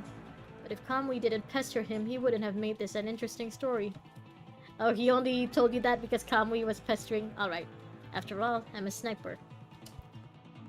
It's the global players that are freaky. We JP players are calm and innocent. Are you sure about that? We JP players are innocent. Yeah, are you sure about that? I'm not sure I believe you. The sniper's motto is, reach out and touch someone. I thought you were more indifferent to these things. You're right. I don't care about what you're tangled up in. Whether that be with them or with Chief Commander Hans, those poor people are just caught up in the universal values of the past. Why get involved? No reason, really. I know a man who was kind to me, but I couldn't repay him until now. Oh, that's gonna be part of your interlude, Wanchi? Oh. Wanchi's face turns blank, as if gazing at an old friend across time and space rather than at the present situation. Wanchi also be getting those flashbacks. Just an outsider from the Golden Age. That being said, he's far more interesting than someone who drowned in the glory of the Golden Age. He's a doctor who had an older guardian figure, I guess, who died, and it changed him because of it. Wanchi, are you actually just Trafalgar D. Waterlaw? Law, is that you? Wanchi closes his eyes. Looks at the JP comics of Uma Twitter. Yep, JP are normal, I believe you. Oh no, I can't read that. I can't read that Japanese, Koibi. I can't even tell if you're making fun of someone in chat. You gotta try Neverness to Everness when it comes out. Yeah, I wanna try. I may have to wait until I've caught up with 4.2 HSR. But yeah, I wanna play that on my next available Friday. Just saw a tweet where we can go on dates with the characters, but they explicitly say it's only with the girls, no hangouts with the bros. No husbandos? Well, okay, I mean, I'll try it once, even if there are no husbandos. Upon opening his eyes, all of his emotions have been swept away. Enough about this. There's a solution to everything, even if it might not be common practice. I just want to use my method to see if it can solve this crisis. I just want all of this to end quickly so I can get some proper shut-eye without having to worry about anything. What about you? Why do you want to get involved? I just think that we should never give up hope. Is that so? I see. Well, enough about this. Our top priority now is to find the kid. Yeah, alright, I forgot about the kid. We came here for the kid. Where's the kid? Neverness to Everness, you just need it. Just repeating what Spirit is saying. Okay, I'll choose to believe you. The kid should be nearby. Time to wake up and observe the environment. His legs are huge. I don't know if it's just the pants or like if his frame is actually made like that, but Wanchi, your legs are huge. They're like tree trunks. Those thighs. Thunder thighs. Damn. Find somewhere to land in advance, then keep moving. Okay. Those trees just ahead should be footprints. Okay, we sure the kid is still alive? Still fairly new. Must be from that kid. Say you need it, but your phone storage seems to be crying. Just waiting for YouTube to auto-bam you for spam. This stage, get on high ground. Okay, I think I want to wait. Did I wait for it to come up again before I go down? You know what? Maybe it won't start until I go down, so let's go first. Run! Run, Wanchi, with your thunder thighs! Should I fight them? They might delay me, though. Perkins, is that you? Look at all these little Perkinses. We're lucky to be able to sleep forever. Oh yeah, sniper. Oh, but he kicks too. I did plan to lie down first this time. Ow.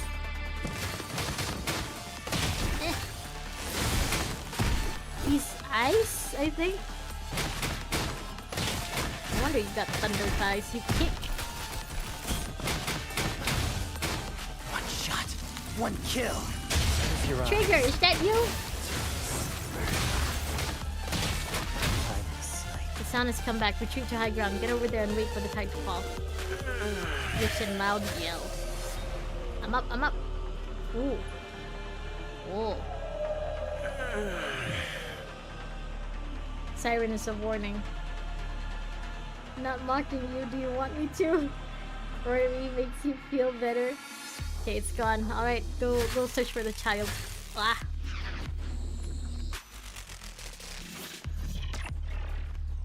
I don't think I don't see you. Yeah, don't think I don't see you. Just waiting.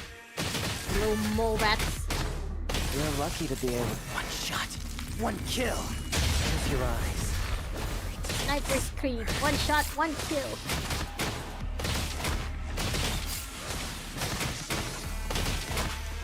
Time to sleep. The head creatures nearby eliminated. Can focus now. Okay, where are we going? Where's the high ground? I have a feeling that it's gonna come up soon. Luckily the wind and tide haven't erased the footprints yet. Yeah, it hasn't erased the footprints, surprisingly. That's good, right? This way? Okay, I'm so worried that the sound is gonna start up anytime now. Pieces are gone. Let's search around. There are 3 spots we can use to hide from the tide.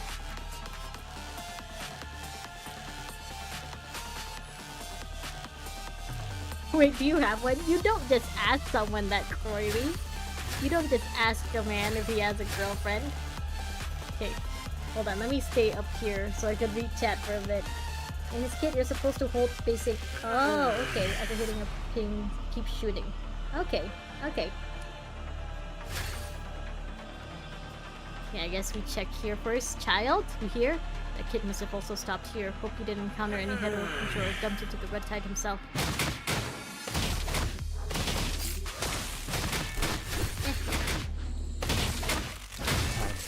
I didn't. Ow! Plan one shot, one kill. Close your eyes.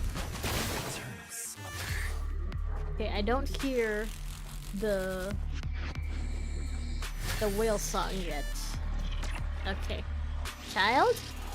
Something's not right. The rise and fall of the red tide has no pattern. How did the kid manage to avoid all the danger to get here? Oh, no. Ah, let me go. Let me leave. Why can't I go up? No! Wanchi, you good? Nope, she's not good. Early to bed. Okay, yeah, so I couldn't get up over there. Okay, that was not a right. Rise. That was not the right place. Wanchi, you're a doctor. Can't you heal yourself?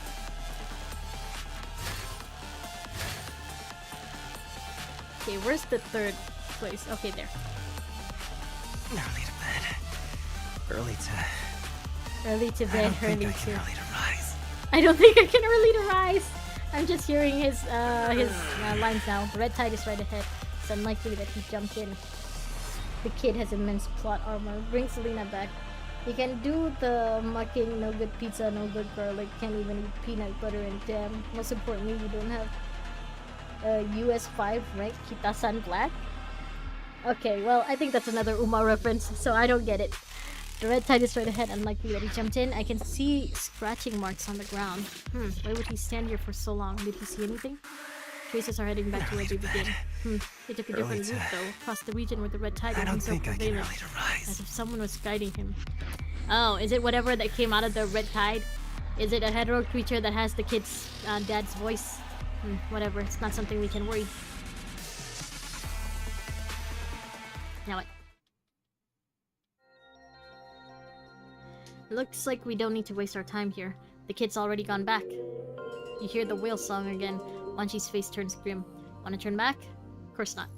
If it's a river, there must be a source. If it's an organism, there must be a heart. So before we reach the limit of our comms... Yeah, looks like I don't have to remind you. Yeah, Lee would worry. Lee's hologram appears on the comms. He quickly glances at you and breathes a sigh of relief. Looks like you're okay. Give brief Lee on the situation. So this is this, that. Searching for the source of the red tide. Got it. Almond Eye, 4 stars, Cinderella, Grey or Grey, Victoria, Pisa. I forgot how strange the Uma Musume names are. But apparently it's, you know, it's because they're horses. And apparently racehorses also have very, very strange names. I trust your judgment. I'll tell Lucia and live. I'm not sure how much time I can buy you. Come back ASAP before your protective device reaches its limit. Hey, Strikehawk. What's up? Our commandant. When she cuts off Lee mid-sentence. Yeah, I got it. Transmission over. So, let's go. Let's cross this area. Even if we don't know what awaits us there.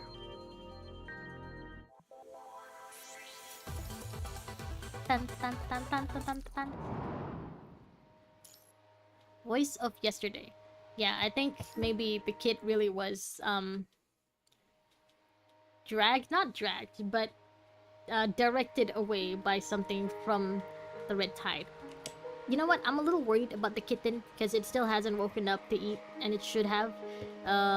So I'm gonna go take a break now, and I'll be right back. I'm gonna go give the kitten some milk. You guys have fun speaking about Uma Musume for a bit. I'm gonna go feed the child.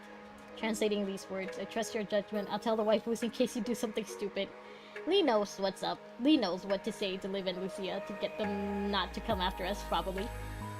Yeah, strange names. Still waiting for my wife knows everything to be added to the game. Well, keep having your Uma Musume chat. I'm gonna go feed the kitten now.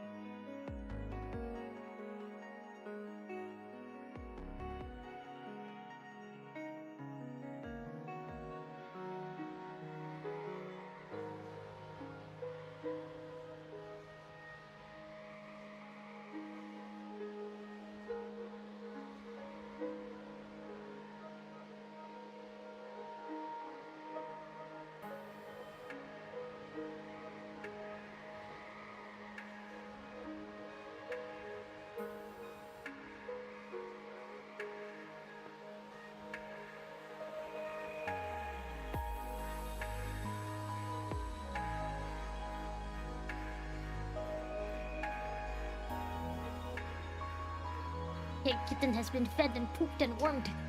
I'm back. Oh my god, wait. A motivated alpha, you got something wrong with your iPad or phone? Harry Potter, the boy who lifted. Okay, well, I don't know what the full story for your iPad is, but listen to your elders. I think probably Corey and the others know what they're talking about. Maybe. Alright, so the kitten has been fed, the kitten has been warmed, the kitten has pooped and peed. So now I can return to PTR. Let's go. Okay, before Ray began to understand the world around him, he'd already forgotten his mother's face. From very early on, he was raised by his father and grandma. His grandma has always lived in the shadow of hatred. She says that the punishing virus has taken everything from her. How did it, exactly? Ever since he was born into this world and opened his eyes for the first time, he did not know. The world was already like this, but everyone always tells him that the world should not be like this. That machines should not attack humans, that those towering builds used to be our homes. Mankind had spread to every corner of the earth, conquered the highest mountain, and reached the deepest trench. We were just shy of leaving this planet and spreading our footprints across the cosmos. We should not be like rats subsisting in the dark corners of an apocalyptic world. However, he'd never seen that bygone era. All that remains in his hands are the vestiges of the past. Perhaps not even that. Should he be filled with hate? Toward whom? People who do not blame landslides, earthquakes, and tsunamis and the cruelty of nature. When something has become a part of this world, it's no different from natural disasters. The punishing virus is no different. Selena's chapter, back when Selena was still awesome. Does Selena become less awesome in the future? I don't want that to happen. Though to be fair, I don't really know if she's awesome now or not. We still haven't seen her. Supposedly, this extra chapter is about Selena, but there's still no Selena. There's a distinct lack of Selena, actually. Pianissimo. Oh, okay, so that's the name of a future Selena chapter? Okay. Ray has only seen this world, so he has naturally accepted all of its cruelty. Deep within his memory, he sees the blurry image of a woman hugging him and humming an unknown song.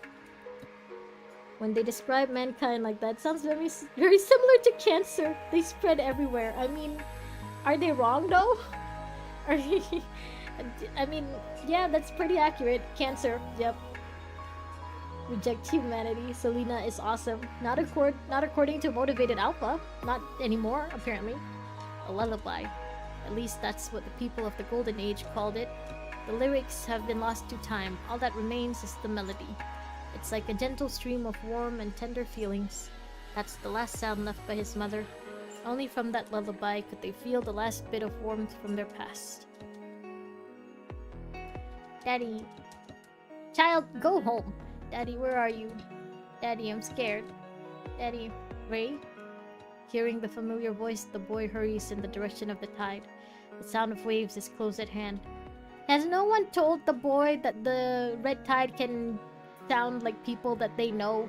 Has no one warned him of this? And he's just gonna walk to it? Okay, in all fairness, this is the chapter where she's the least good.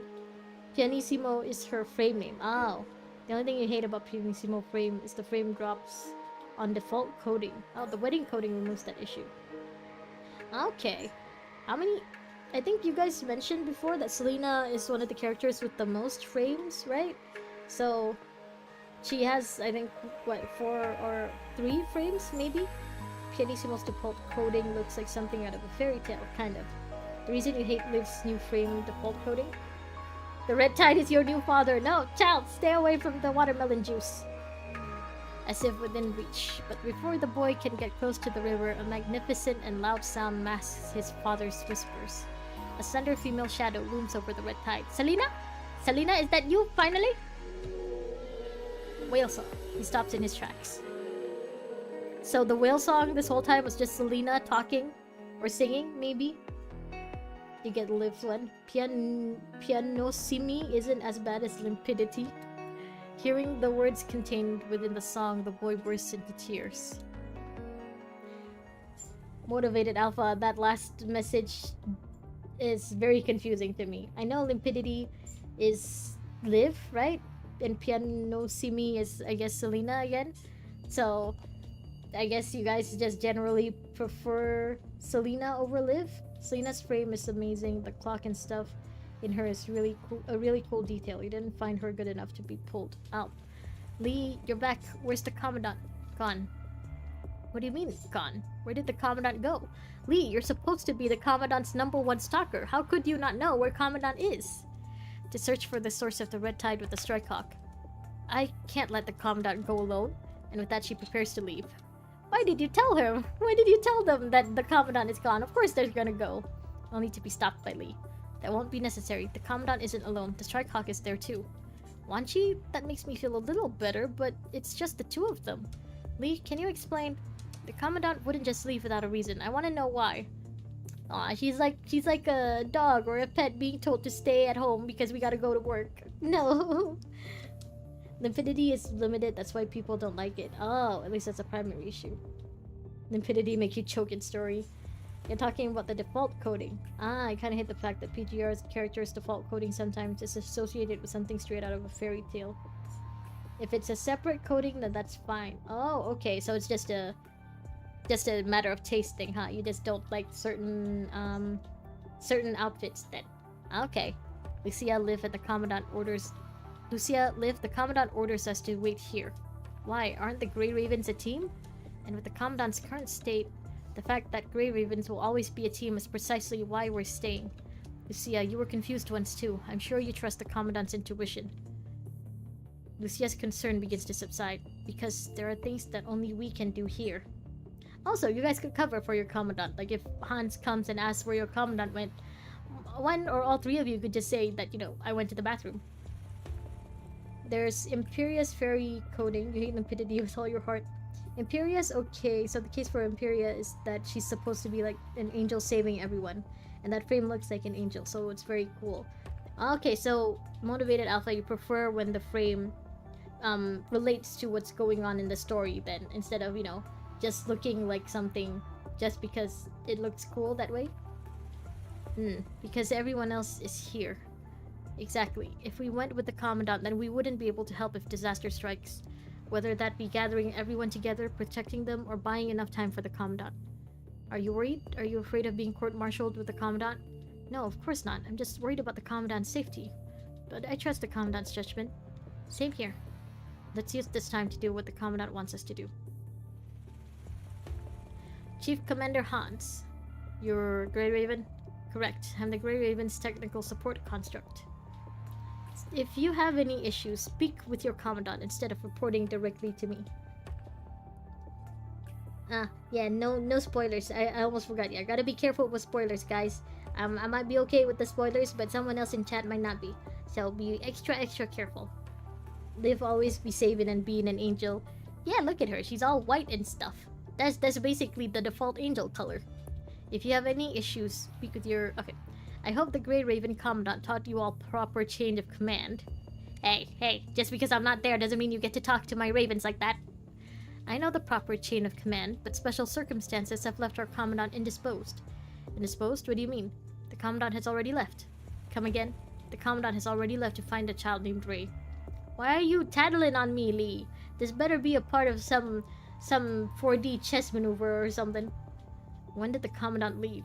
Not too long ago. I disassembled the function part of our bit domain node and gave it to the Commandant to be deployed.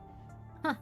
If I understand you correctly, the Grey Raven Commandant is blatantly violating my orders, and you're an accessory to the Commandant's disobedience? Disobedience? I don't think seeking a solution to our current predicament is in violation of your orders, sir. As far as I'm concerned, you only came to tell me that you're going to be court-martialed together. No. Chief Commander, we came here hoping that you would reconsider the strike plan in favor of a precision strike that would wipe out the red tide and protect the refugees without the need to relocate them. You're not Dante, too bad. Gunsing Royal Guard. Oh my god. Okay, I'm not reading that. If you have such a plan, I'm all ears. Not yet, but I specialize in problem solving.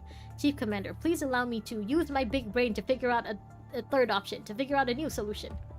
Hans forcefully interrupts Lee. If that's the case, then quit wasting my time.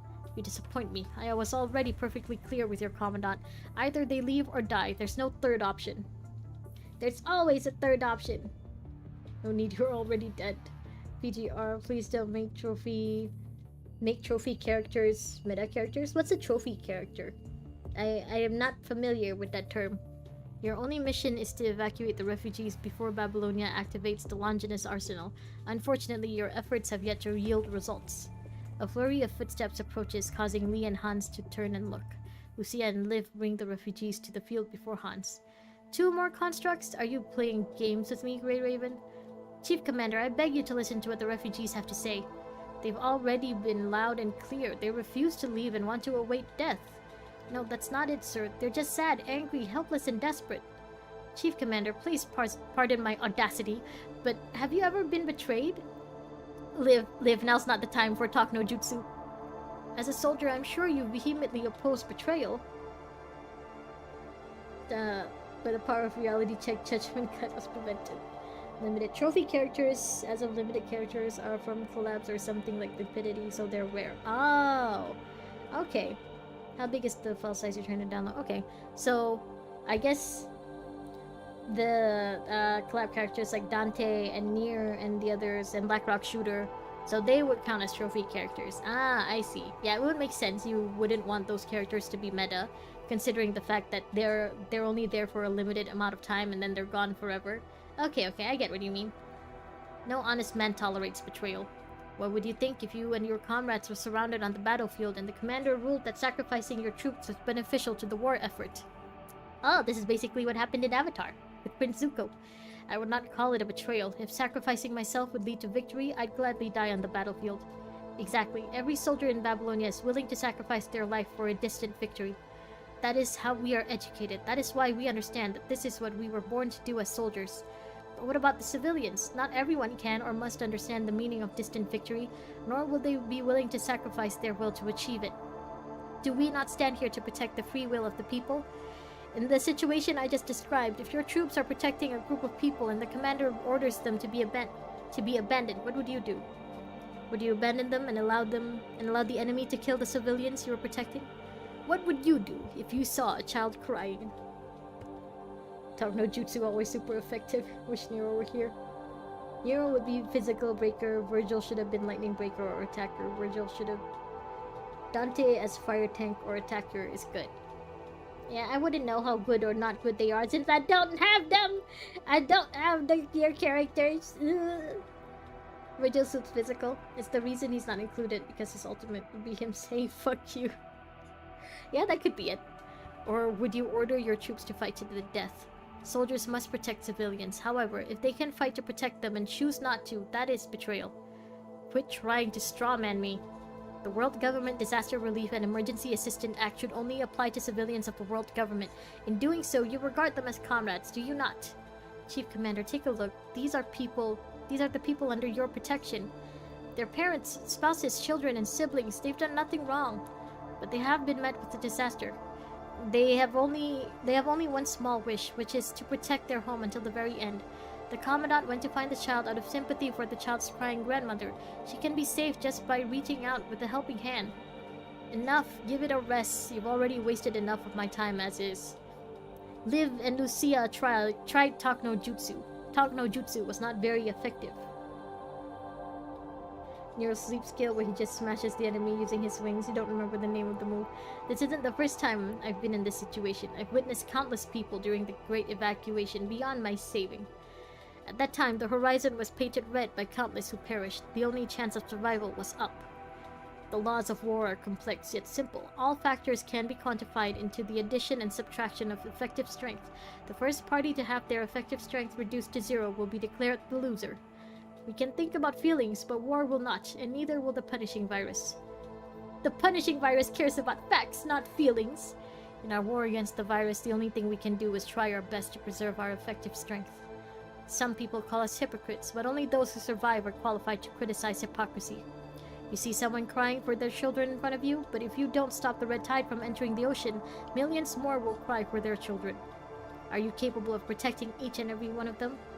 You're not even giving us the chance to try, old man. I know I said we should be entertaining, but do it in moderation. Nah, it's okay. I'm glad to see you guys having fun in the chat, even if it is talking about stuff that I don't know about. take some garlic bread. Yeah, garlic bread is always a safe option for for conversation in the chat. Do you have the ability to save everyone every time you encounter a difficult choice? This is the first time you've been faced with such a choice, isn't it?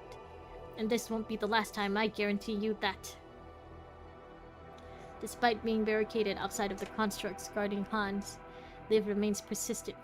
I mean, yeah, out of all people, Liv would be the one who knows what she's talking about, right? She is the one who walks the walk and talks the talk. She, basically, when she was human, she exhausted herself to death trying to heal like 30-something soldiers. A lot of people would have just left them to die. A lot of people, I'm pretty sure Babylonia thought that they were all already dead, but Liv didn't give up on them. And eventually backup did arrive and find all of the soldiers alive because of Liv. But I don't think they would have blamed Liv either if, you know, all of the soldiers died, because ultimately, yeah, you can't save everyone, but Liv tried anyway, and she succeeded anyway. So yeah, I think you should be listening to Liv's talk no jutsu, Grandpa. This is cruelty. Chief Commander Hans, please reconsider, not for glory or faith. These meaningless deaths are unreasonable and avoidable. What is your favorite kind of garlic bread? Liv suffered a lot. They all suffered a lot. They're all good kids who suffered so much. Hans, stop spitting facts. What am I saying? Everyone in PGR suffers. Exactly. Chief Commander, we're soldiers. We stand on this land in order to protect our comrades. Ah, my pen, it fell. Whether that be the people of Babylonia or the people on Earth, we are comrades. We shouldn't turn our weapons on those we should be protecting. Ah, my pen. Chief Commander, did you hear what I said?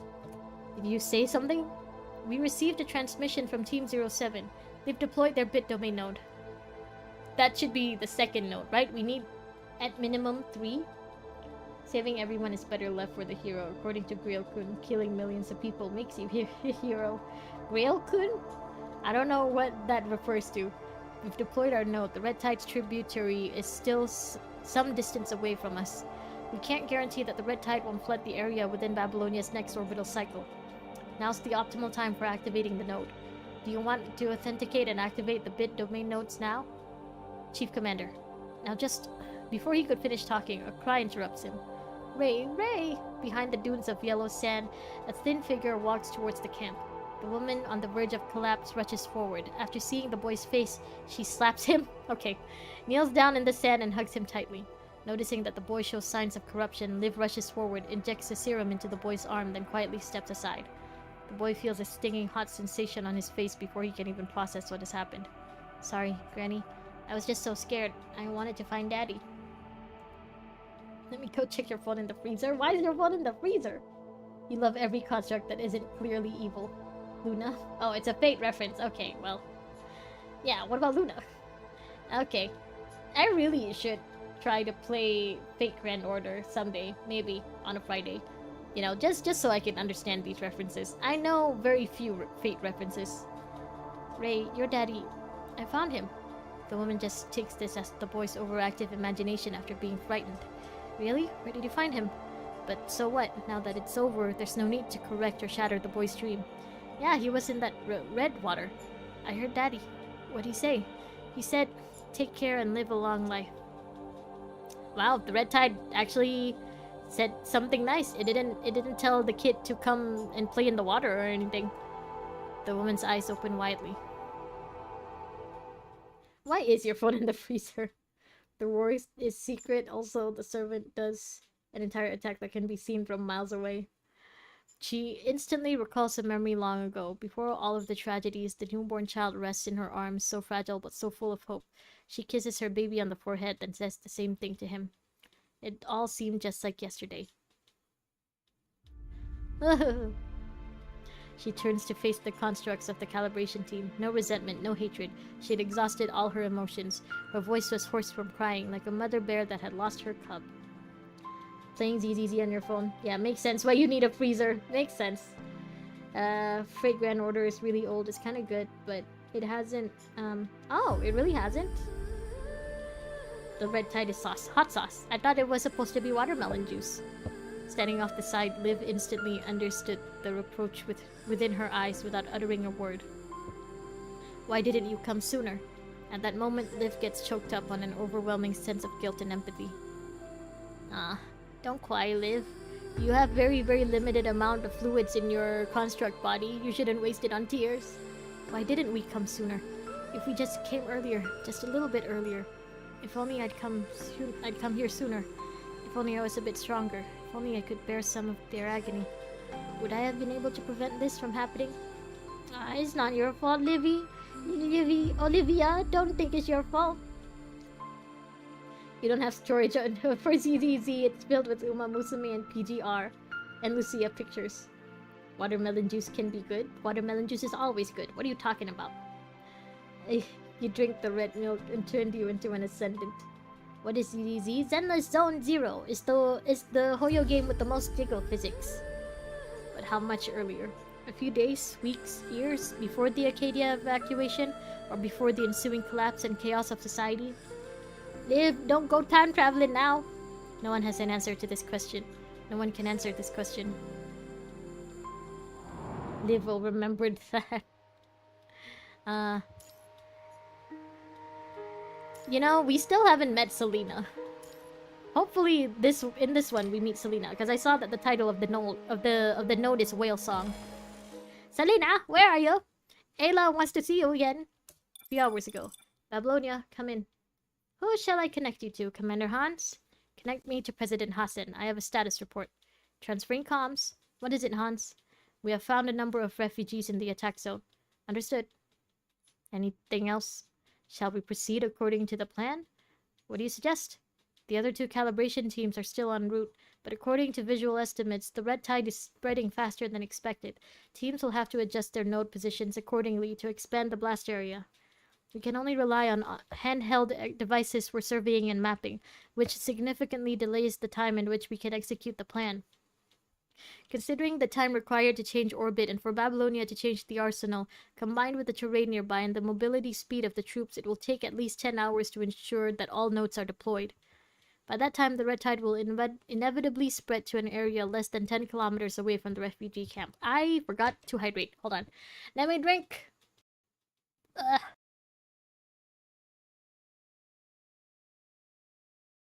Oh, bye, Spirit. Bye, Motivated Alpha. Bye-bye. Yeah, exams. Exams are gonna be ending very soon for you. Good luck.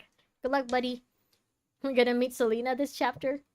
I hope so. Because otherwise, then why were they using Selena for the cover of the chapter, you know? Selena in her puberty.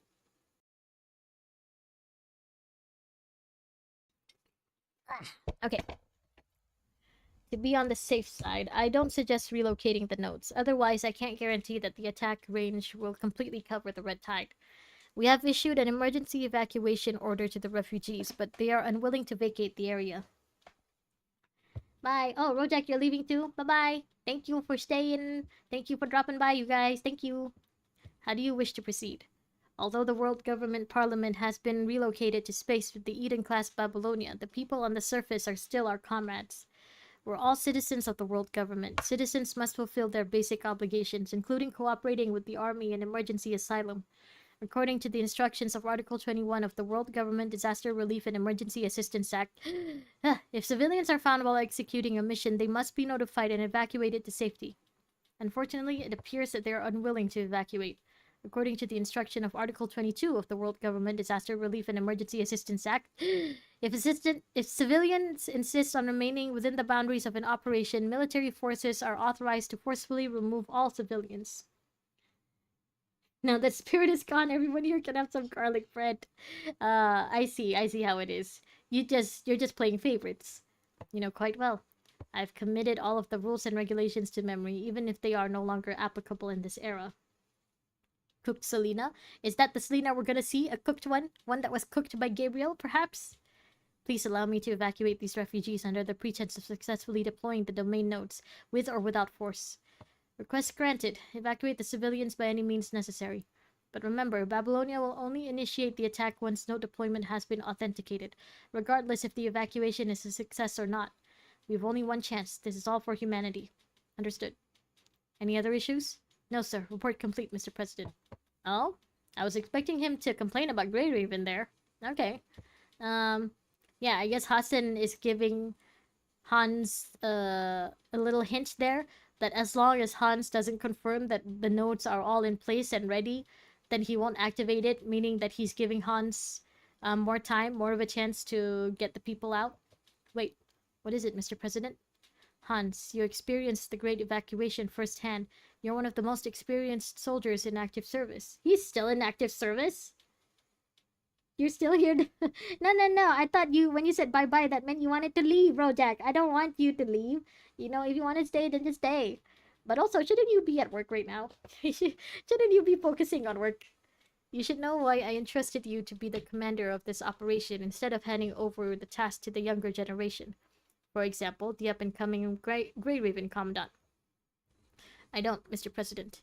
My duty is to obey orders. Soldiers don't need to speculate on any factors other than their mission. Is that really how you feel, Hans? A soldier is not only a member of the army, but also a member of humanity.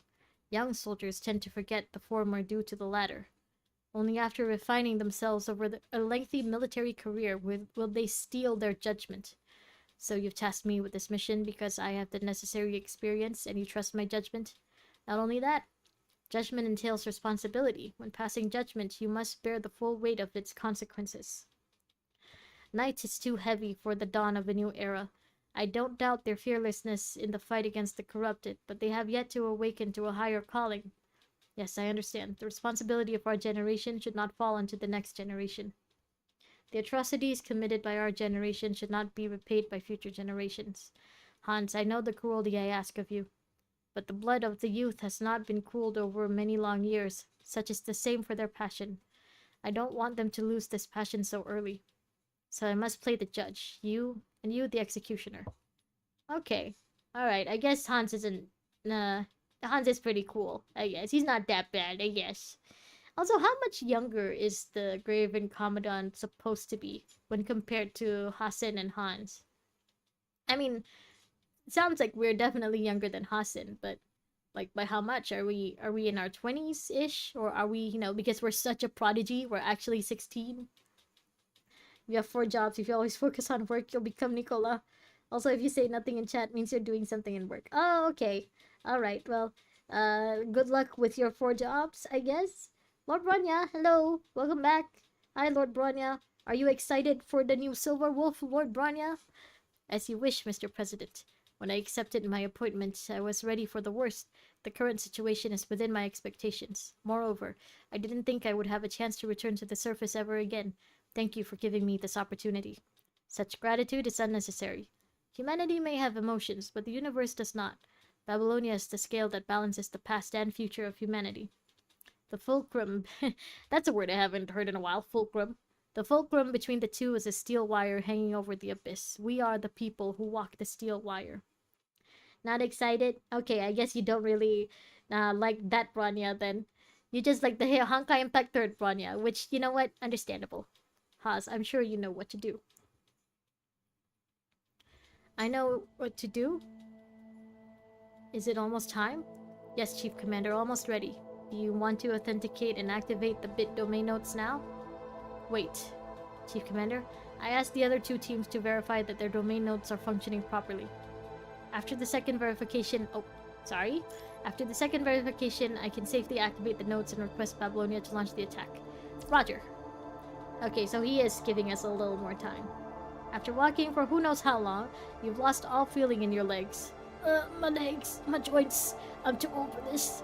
At first you could still maintain contact with Lee, but after crossing a certain node, even your comms are now completely cut off. The desolate desert outstretches in a monotonous and dreary expanse towards the horizon. Selena, is that you? The whale song begins again, causing the red tide to continue expanding. Your consciousness floats along with the serene melody. What else have we discussed? Let me see. Alright, have you heard what whales sound like? I don't know why she's crazy about them. So that is Selena. Hela, do you think there are still whales on Earth? I only read about them in books. Apparently they're the largest mammal on Earth. How big of a pool would you need to accommodate such a beautiful creation? Well, for one thing, you need more than a pool. The amount of water you need will not consist will not be considered a pool anymore. Like, day doesn't help in the world of PTR. Yeah, it doesn't. I don't think the Commandant actually has time to work out or train, considering the fact that Hasen keeps sending us on mission, like, day after day. We don't even get time to take a break and just relax with our Grey Ravens. Even the one time we get to go to a beach, it was actually for a secret mission. What do you think? Commandant, how big of a pool would you need? I think it would need an ocean. That's what I said. A creature that big would only fit in the ocean. The ocean? You mean the blue stuff on the model? Yep, exactly. Water on Earth is blue. Why is the water in Babylonia colorless? What turned it into such a beautiful color on the surface? It's just a reflection of the sky. Why is the water in Babylonia colorless? What turned it into such a beautiful color on the surface? Ayla calmly repeats the question posed by her unnamed friend. In an instant, you feel transported across time and space as you talk to the veiled girl in the depths of time. Because there's enough water. It absorbs low-frequency light. It reflects high-frequency light. That's why it's blue. That's quite a rational answer. If she heard it, I'm sure she'd be disappointed. Luckily, that's not what I said. The break happens in the Star of Life VIP bed. If we have time to get to bed, because it doesn't look like Hasen wants us to go to bed ever. I don't know why, but it's not important.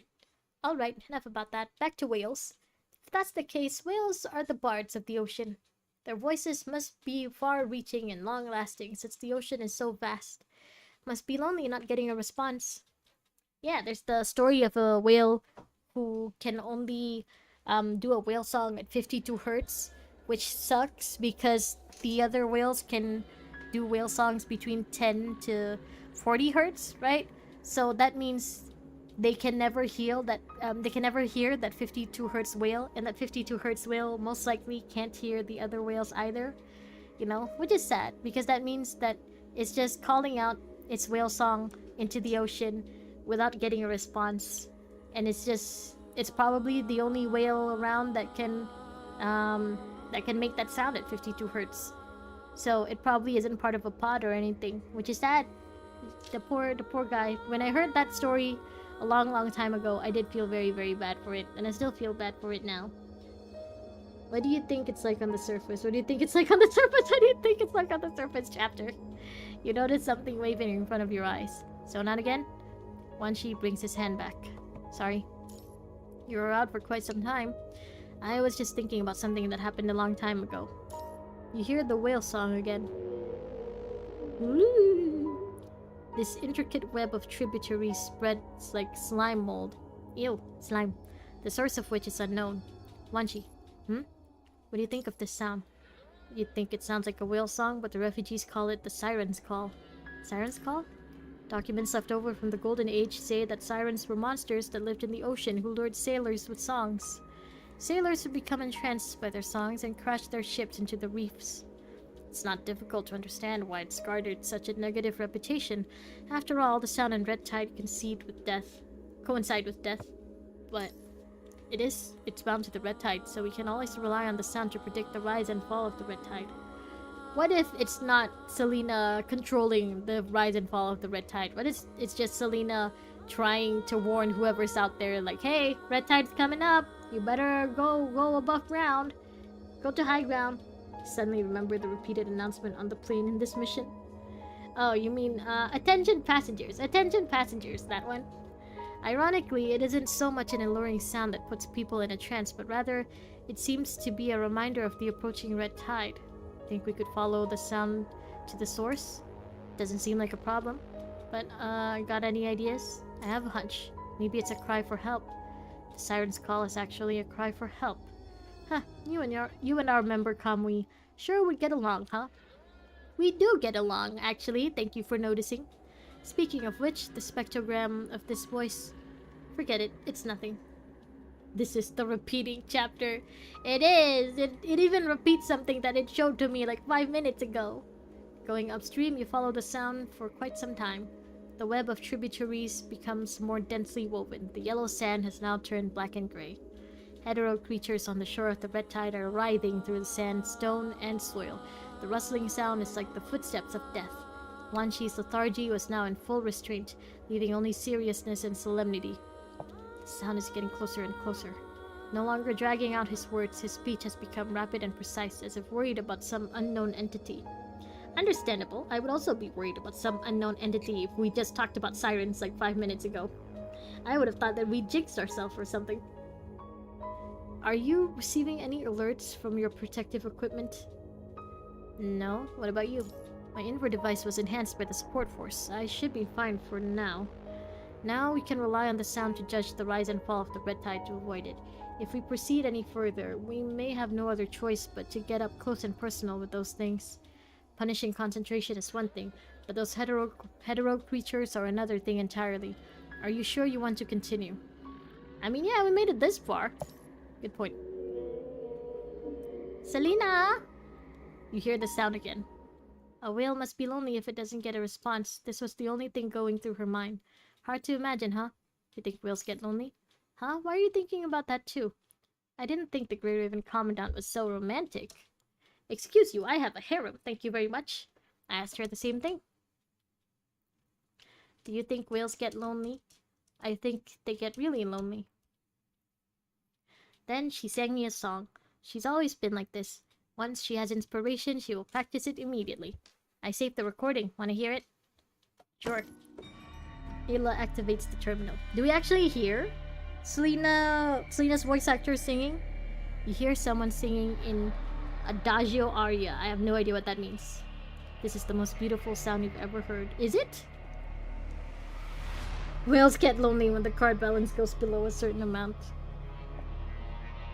Is this supposed to be the song? I gotta admit, it don't sound like the most beautiful thing I ever heard. The tone ebbs and flows as it rises higher. Suddenly, a vast ocean seems to appear before your very eyes. The female voice does not fully imitate the sound of a real whale, but conveys the same expression in the melody. A lonely blue whale is swinging its tail fin, crushing and cruising in the sea. It sings again and again. The song echoes throughout the ocean depths, but there's no response. Lonely, lonely, lonely whale. Da da da da da da da da da. The singing stopped, but the song has no ending, because the lonely whale never found its herd. Sounds like the song isn't finished. You're right. She said that she hadn't thought of an ending yet because she hasn't seen the ocean with her own eyes. She'll write the second half of the song when she sees the real ocean.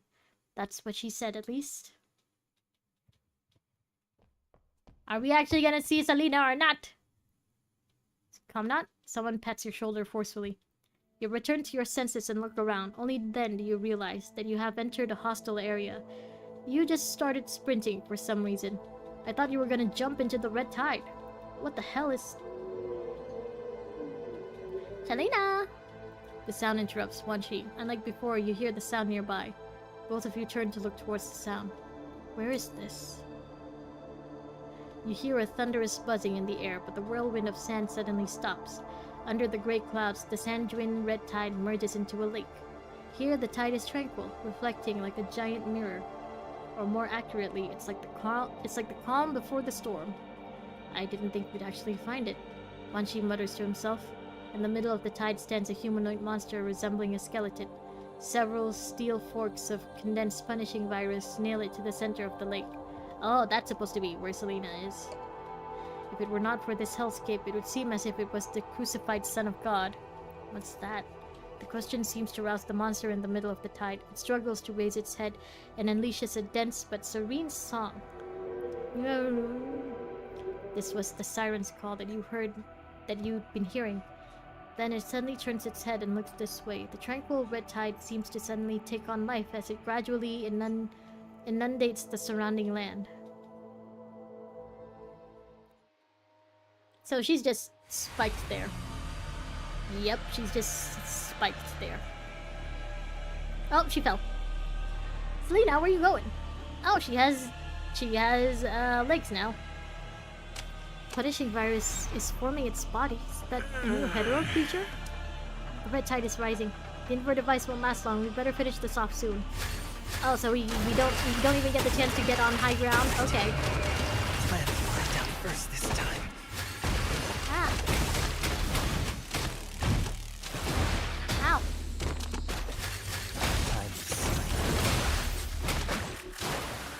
Ah. Selena!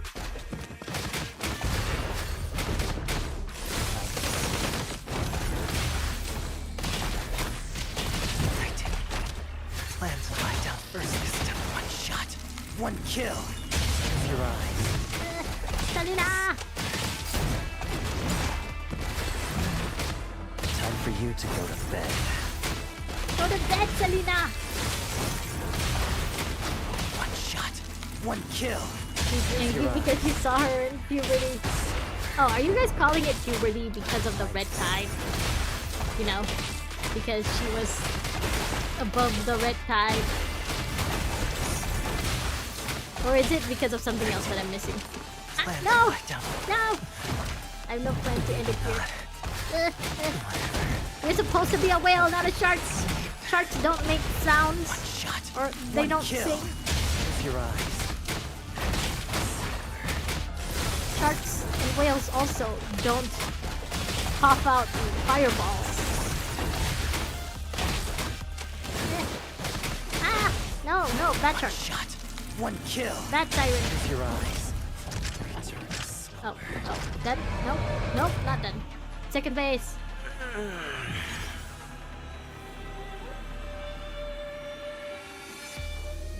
She playing the violin. She just suddenly giving us a little performance. Ah!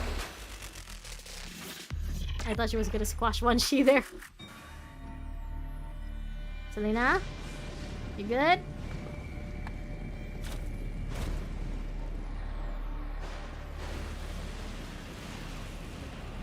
You're looking very skinny there, Selena. You need a Snickers.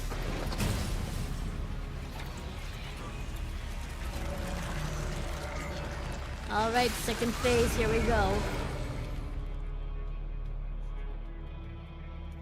Why did it act like a human? Whatever, there's no time to think. No time to read it either, apparently. Plan to lie down first this time. Early to bed. Ah! Early to Ah! Let me dodge! I don't think I can early rise.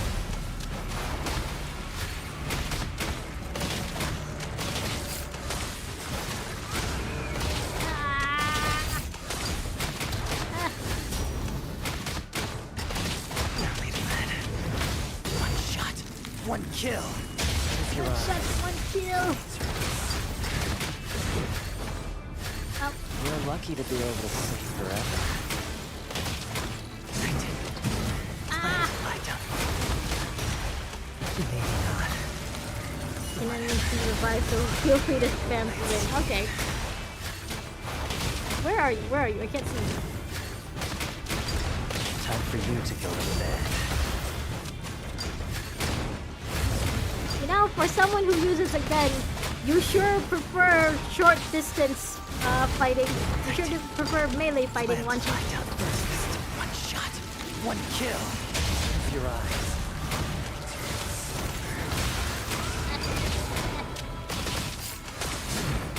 Time for you to go to bed. Where are you? Oh, there you are. One shot, one kill. Close your eyes. Oh, I missed! Get over here. Ah! Maybe not. Whatever. Ow!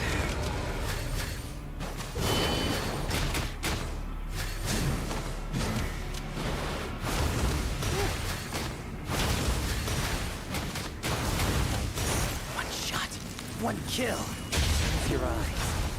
Where are you? See, you have guns. Use them from a distance, please. Ah, get over here. You're lucky to be able to Come sleep here. forever. Just a little more time to say goodbye. One shot, one kill. Close your eyes. Once continuously attack. Oh, how? Oh my god, it's been a while since I've seen you. Hello! You've awoken from your slumber once again. In all fairness, sniper rifles take too long to load. Okay, well, yeah, the legs are faster, I guess. Spirit, welcome back. Hello, dog. It's been too long. I hope you've been well. Fall, burn, crash, rip, merge. My body, does it still exist? That I do not know. I feel as though I'm just a tapestry torn into individual strands, strands ripped out and tied to the strands of others.